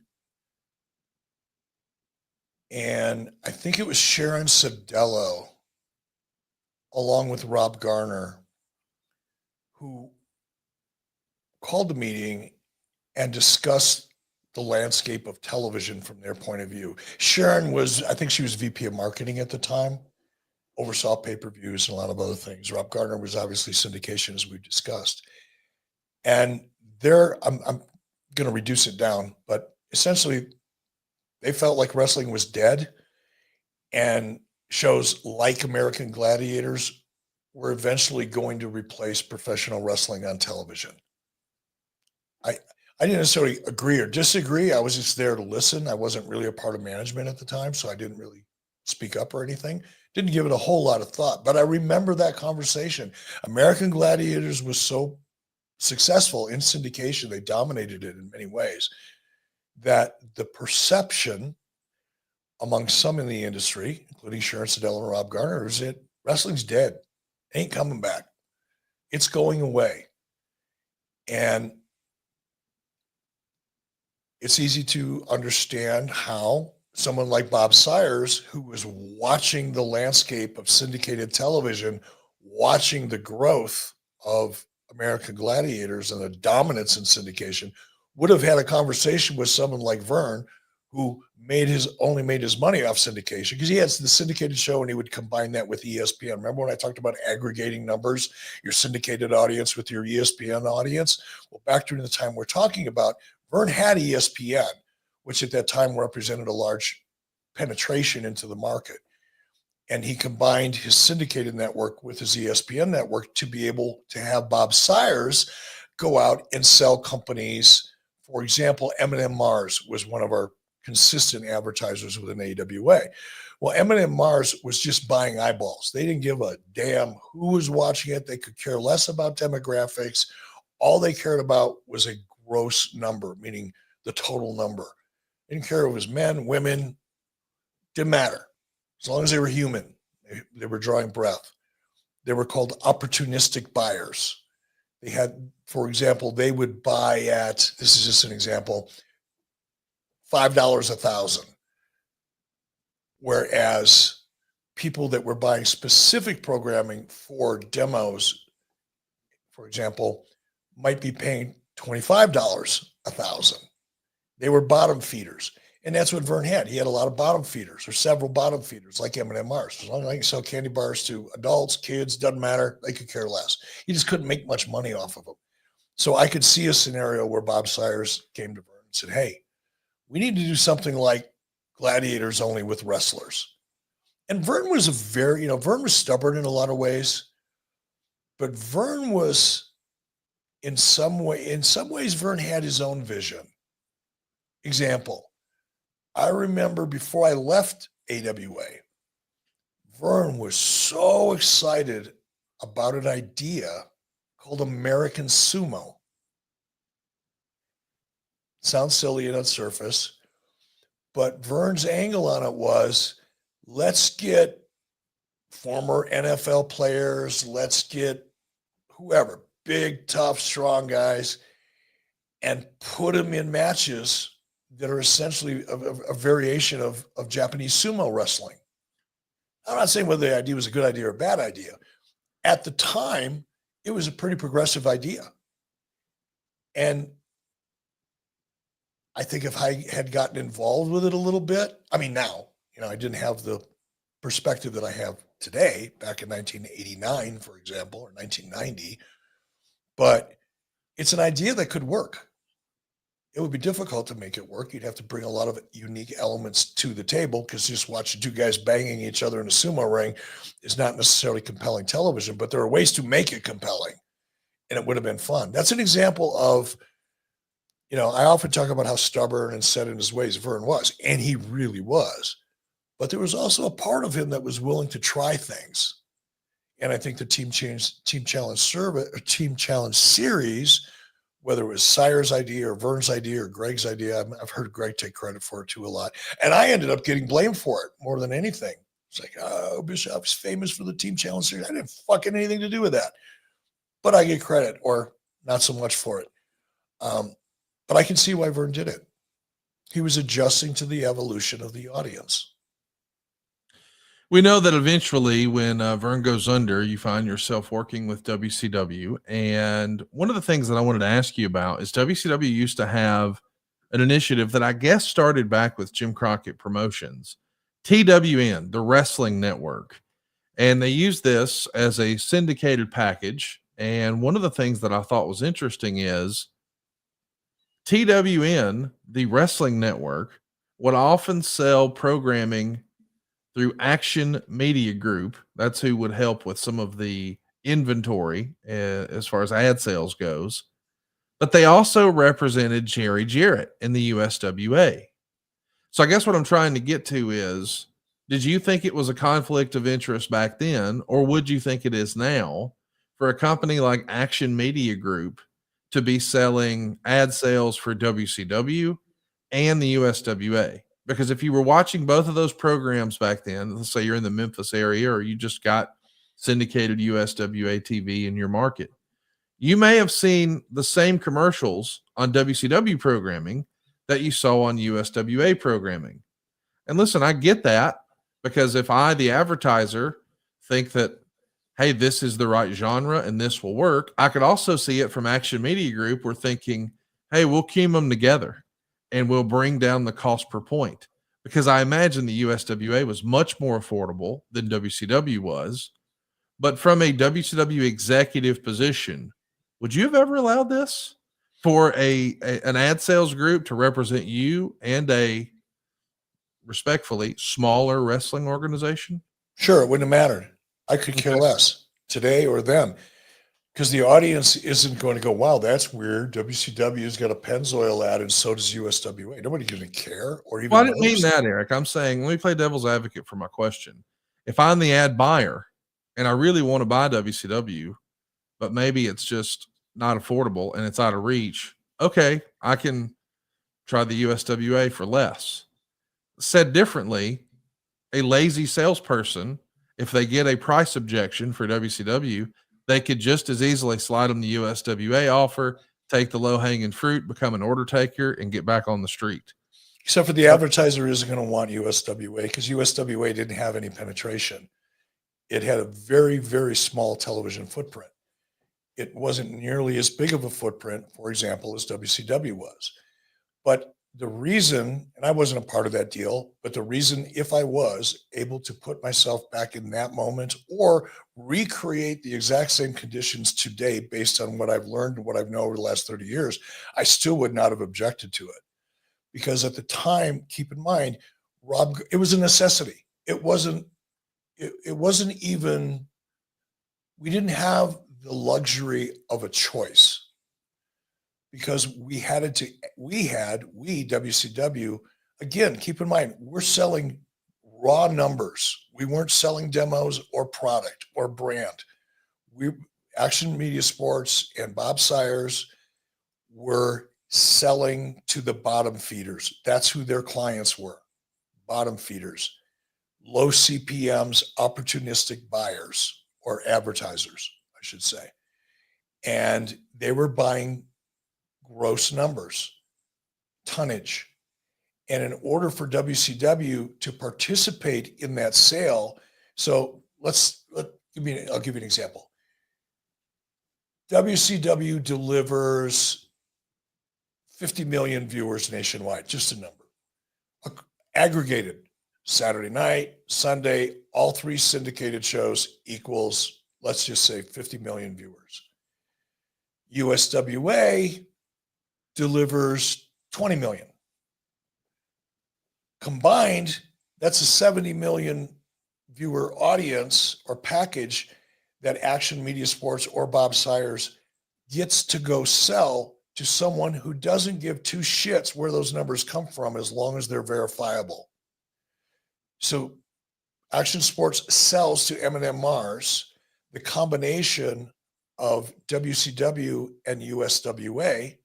They're selling gross numbers, tonnage. And when that sales goes through, WCW receives 70% of that revenue. USWA receives 20% of that revenue. The truth is, unless we hit that 70 million number, the tonnage number, WCW is going to receive nothing, because the buyer doesn't want anything less than 70 million or 80 million or 60 million or whatever the gross tonnage number is. You needed that gross tonnage number to be able to sell that product, to be able to sell that advertiser. And then WCW received revenue based on our contribution to that aggregate number. That's just how it had to work back in that day, because WCW wasn't big enough. WWF dominated syndication. WWF did a freaking great job in syndication. They were a decade ahead of WCW once I got there. So we were playing catch up, and in order for us to create revenue for the company, which was critically important because WCW had never made any money up until that point. They were losing $5, $6, $8, $10 million a year. So they had to create revenue or accept revenue anywhere they could, including an aggregate of USWA, Jerry Jarrett, and WCW, because we didn't have enough numbers on our own to get the job done. Well, I'll tell you who can get the job done. That's our friends over at Rocket Money. It's the start of a new year for a lot of us, and this is a perfect time to get organized and set goals and prioritize what matters most. And for me, priority has always been financial wellness, and that does feel more important than ever. And with Rocket Money, our goals feel more achievable. They show us all of our subscriptions right in one place, and they can help me easily cancel the ones I forgot I've been paying for. Rocket Money can also pull together all of my spending across my different accounts so I can clearly track my spending habits and see where I can cut back. Consider Rocket Money a personal finance app that helps you find and cancel your unwanted subscriptions, monitor that spending, and even help you lower your bills to grow your savings. Their dashboard gives you a clear view of your expenses across all of your accounts. You can easily create a personalized custom budget with custom categories to keep you on track. You can even get alerts if bills increase in price, if there's unusual spending activity, or if you're getting close to going over budget. There's even a new goals feature that can automatically save money for you, whether you're trying to save up money for a down payment for a house or just build your savings. Rocket Money can help. They even help you try to negotiate to lower your bills for you. They automatically scan your bills to find opportunities to save, and then you can ask them to negotiate on your behalf. It really is that easy. Rocket Money has over 5 million users, and they've saved customers over $500 million in canceled subscriptions, saving members up to $740 a year when using all of the app's premium features. Go cancel your unwanted subscriptions and reach your financial goals faster with Rocket Money. Go right now to rocketmoney.com/83weeks. Do it today. That's rocketmoney.com/83weeks. rocketmoney.com/83weeks. So, Eric, we've talked about syndicating and Disney and what a big deal that was for WCW. I assume just having the Disney brand associated with WCW helped and made it easier to have these conversations with syndicators or television executives. Is that fair to say? 100%. 100%. Now, we know that happens again with Hulk Hogan. He is the big brand in wrestling, so that has to help. And I'm asking you, and Hulk won't hear this, so you can tell the truth and nothing but the truth, so help you God. What mattered most, do you think, to advertisers, to television executives? Was it a bigger deal to have the Disney Association or the Hulk Hogan Association? Not even close, Hulk. Okay. Disney helped. Disney helped overcome the stigma of the WCW, small little regional wrestling promotion. That helped greatly. Hulk Hogan changed everything. And I say that because I was involved in a lot of the discussions, with advertisers. I was in NAPD. I showed up there with Rob Garner. I had a presence there. I talked to a lot of the buyers. And yeah, they'd acknowledge, oh, it's cool, you're Disney. Makes it a little easier selling advertising for a Disney, themed product than it certainly does for, we're coming to you live from Gainesville, Georgia. I mean, no offense to Gainesville, but yeah, Disney helped. Hogan changed everything. I want to ask you a little bit about the split focus. And I don't know that you and I have ever talked about this, but I've always wondered, and we've talked about it a lot here on the program. By the way, we're live at 83weeks.com. So if you haven't already, hit that subscribe button, turn on your notifications bell. You can be interactive with Eric every time we're live. But if you hit that notifications bell, it's going to give you a push notification on your phone and let you know, hey, you can talk to Eric Bischoff right now. But I wanted to ask you, Eric, it's a split focus almost, because we've made it very clear from the very beginning, WCW was not a wrestling company. It is a wrestling company owned by a television company. So it is technically a wrestling show for a television company. So ratings matter more than pay-per-view, than gates, than merch. Yes, it all matters. Yes, it's all important, but television is paramount. But you and I have spent this entire time talking about syndication. Syndication is not necessarily a TBS product. It's not necessarily a TNT product. Yes, they're going to receive the revenue for it. Yes, they're a television company. I get that it's important. But can you tell us, was there ever a time where there was a discussion about this split focus, or did everybody just know, hey, as long as TBS is priority, you can do whatever you want on syndication, just grow it and make us some money? Or was there a time when they said, hey, why was that on the syndicated show and not on TBS? You're spending too much time on syndication. We need to focus more on TBS. Can you talk me through that? There's not much to talk about because there was no issue with it. It never became an issue. I think, keep in mind, again, Turner executives, other than Ted, didn't really want to, they didn't want to deal with WCW. They didn't care. Best way to say it for the show. They did not care. They didn't care what we did. They would have preferred had we not been on TBS at all. That was their preference. And they certainly didn't care what we were doing in syndication. So no, it never became an issue. Conrad, I'm not going to be rude here, but I'm going to send you a copy of a text, and I'm going to do it live on the air, and I don't want you to read it. I just want to see your reaction to it because this is fucking uncanny. So bear with me, talk some shit up, sell an ad, do whatever you're going to do, but you got to see this because it's fucking crazy. Well, with that note, let me just mention you can work with Eric right now at savewitheric.com. It's more than just a bug in the top right-hand screen. Eric really is helping people save money. I don't know that you guys saw what CNBC put out earlier in the week, but if you take a look at credit card debt in America from the pandemic to now, we're talking about a hockey stick up. America is in more credit card debt than ever before. $1.21 trillion is the report as of last month. I'm sure it's even more now. The question is, what's the solution? Moms and dads and families across America are really feeling the squeeze. There's more month at the end of the money. And what Eric can help you do is restructure your debt and get a cheaper, more affordable monthly payment. We're routinely helping families save a boatload of cash. Earlier this week, I talked to a guy who saved $1,700 a month. That's like a hell of a part-time income. And he's saving that not once, but each and every month, all because he spent a few minutes with us at savewitheric.com. And how's this for starters? No house payments for 2 months. Your house payment's your single biggest bill, and you won't have to pay it in March or April. You're done until May 1st. And come May 1st, man, you're going to be saving a boatload of cash.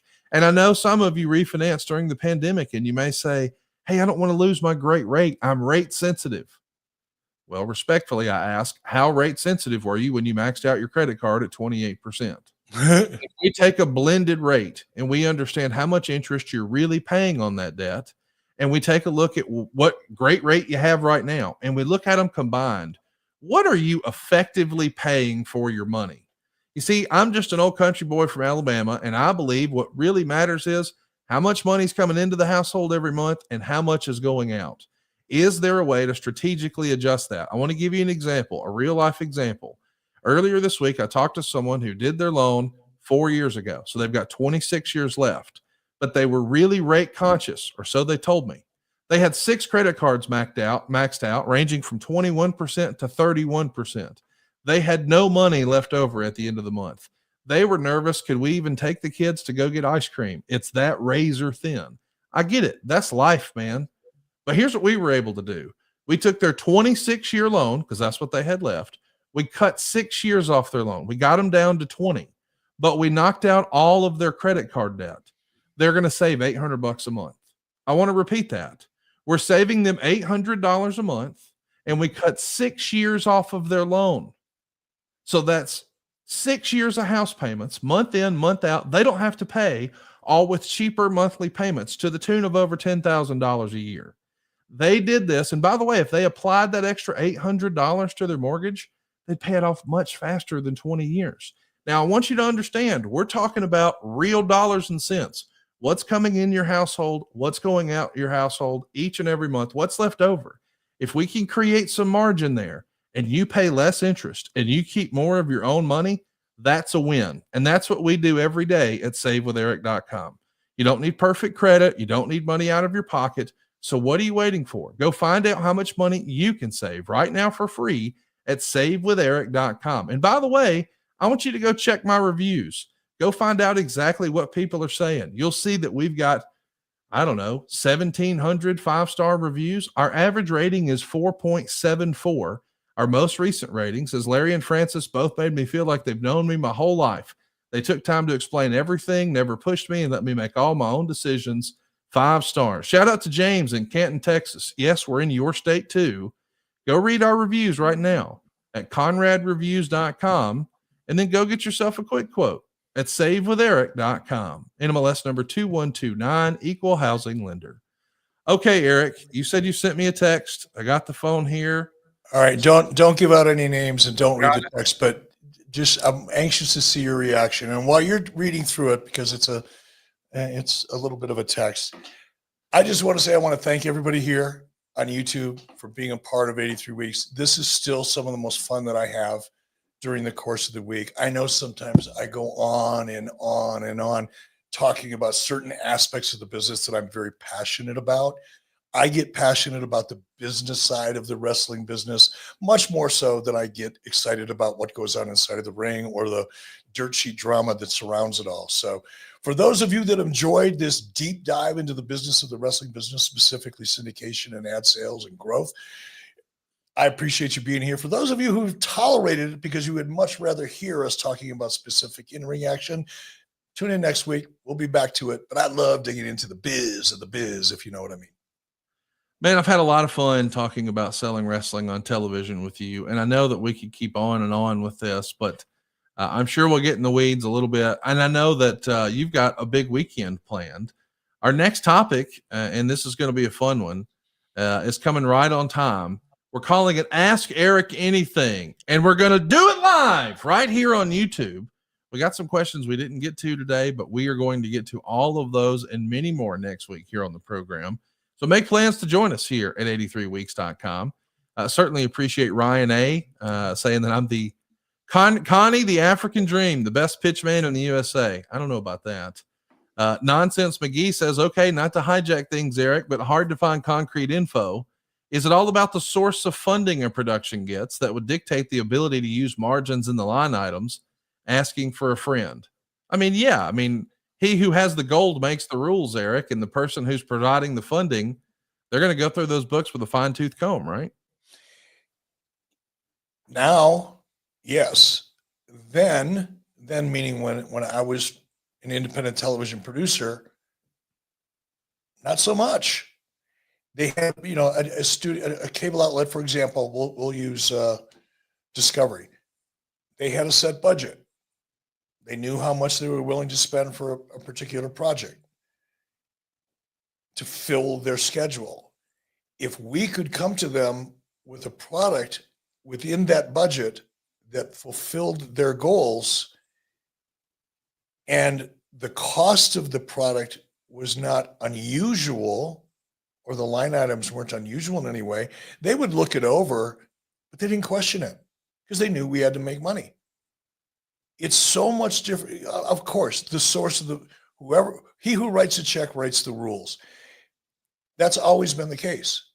The thing that's changed so dramatically are the rules that are written in the process. That's what's changed.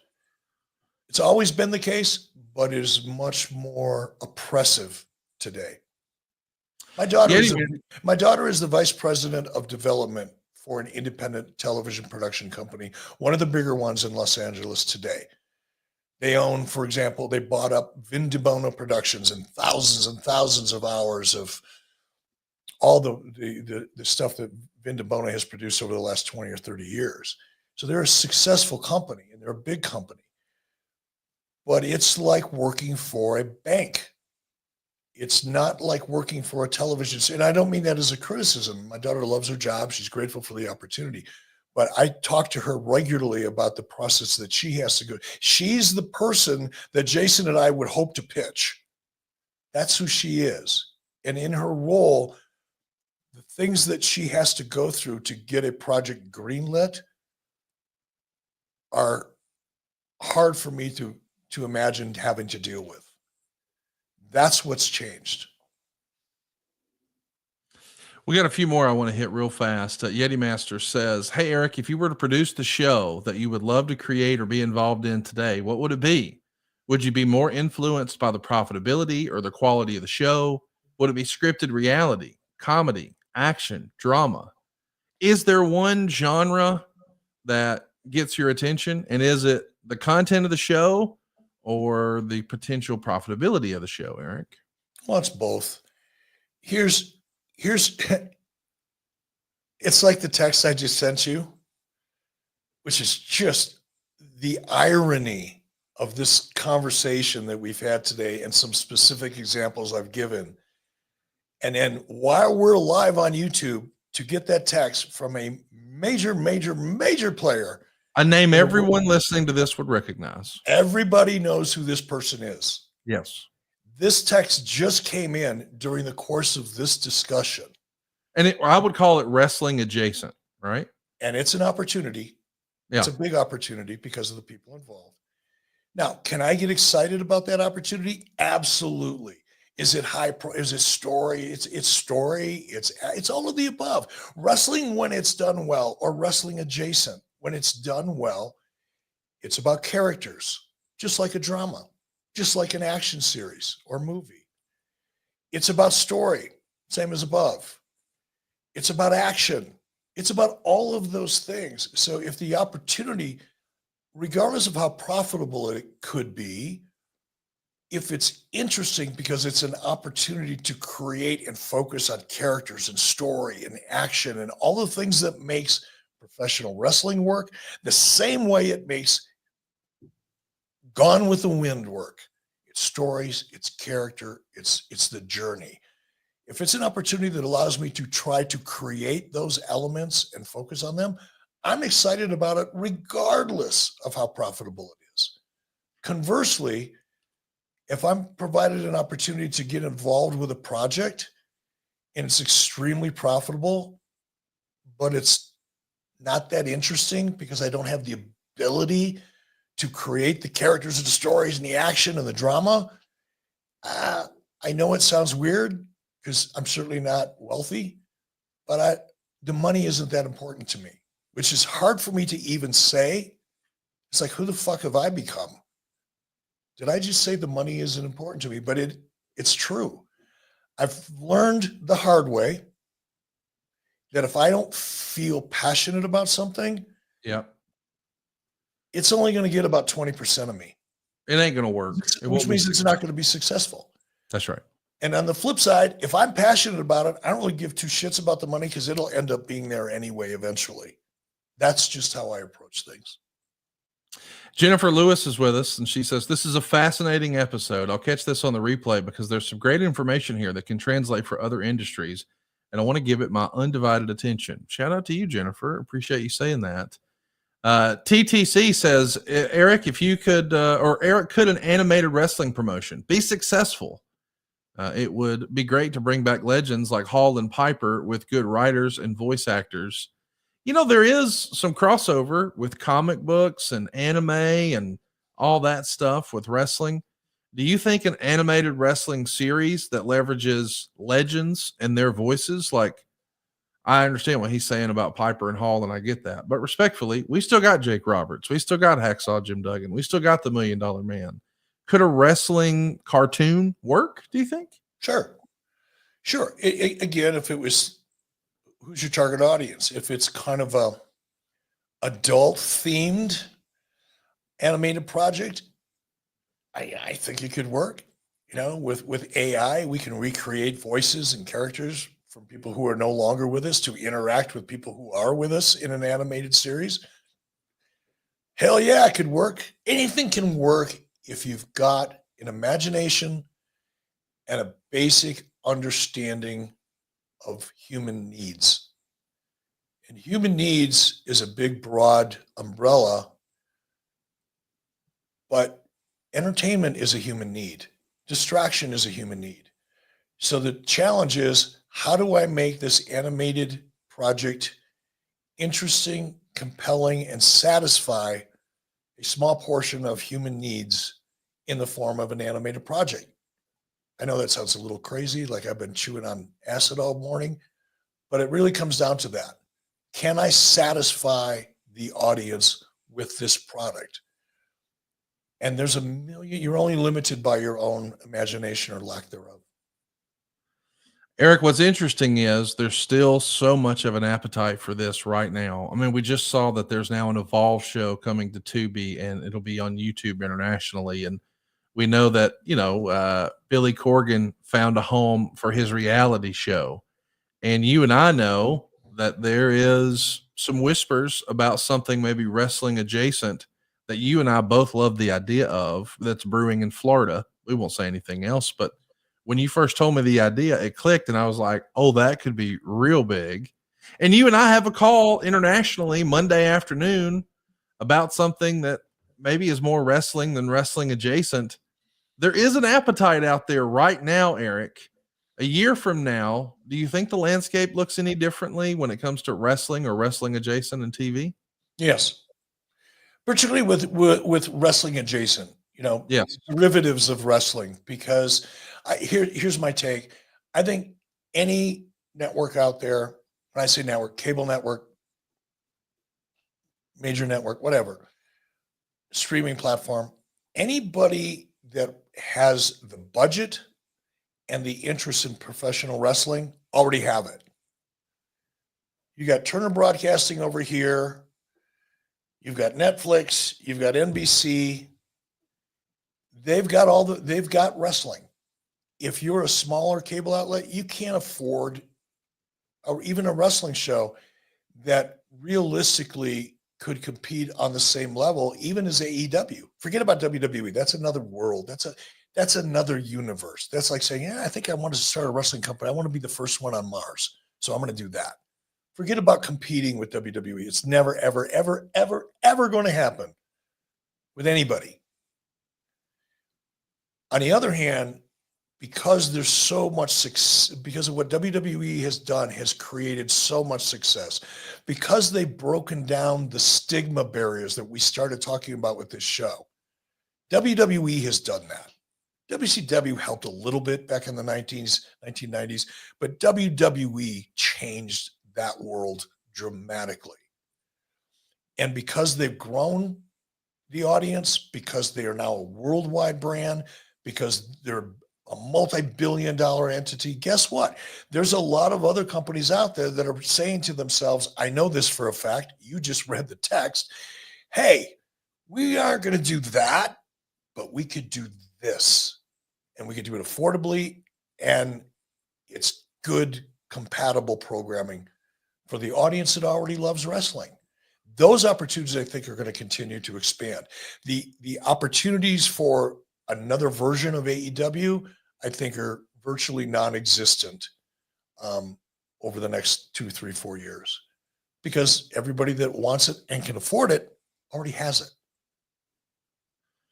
We're going to be discussing all of this and more. Of course, Eric and I are going to be tuned into SmackDown tonight. We can't wait to see what The Rock is going to do, and I'm sure we're going to be discussing it next week. And if it's crazy, you never know when we're going to be live. So do it right now. Hit that subscribe button, turn on the notifications bell, and next week we'll be live asking all of your questions. It's Ask Eric Anything. Take to social media. Find us on social media and use that hashtag Ask Eric Anything. The show is easy to find. It's at 83 Weeks on Twitter, on Facebook, and on Instagram.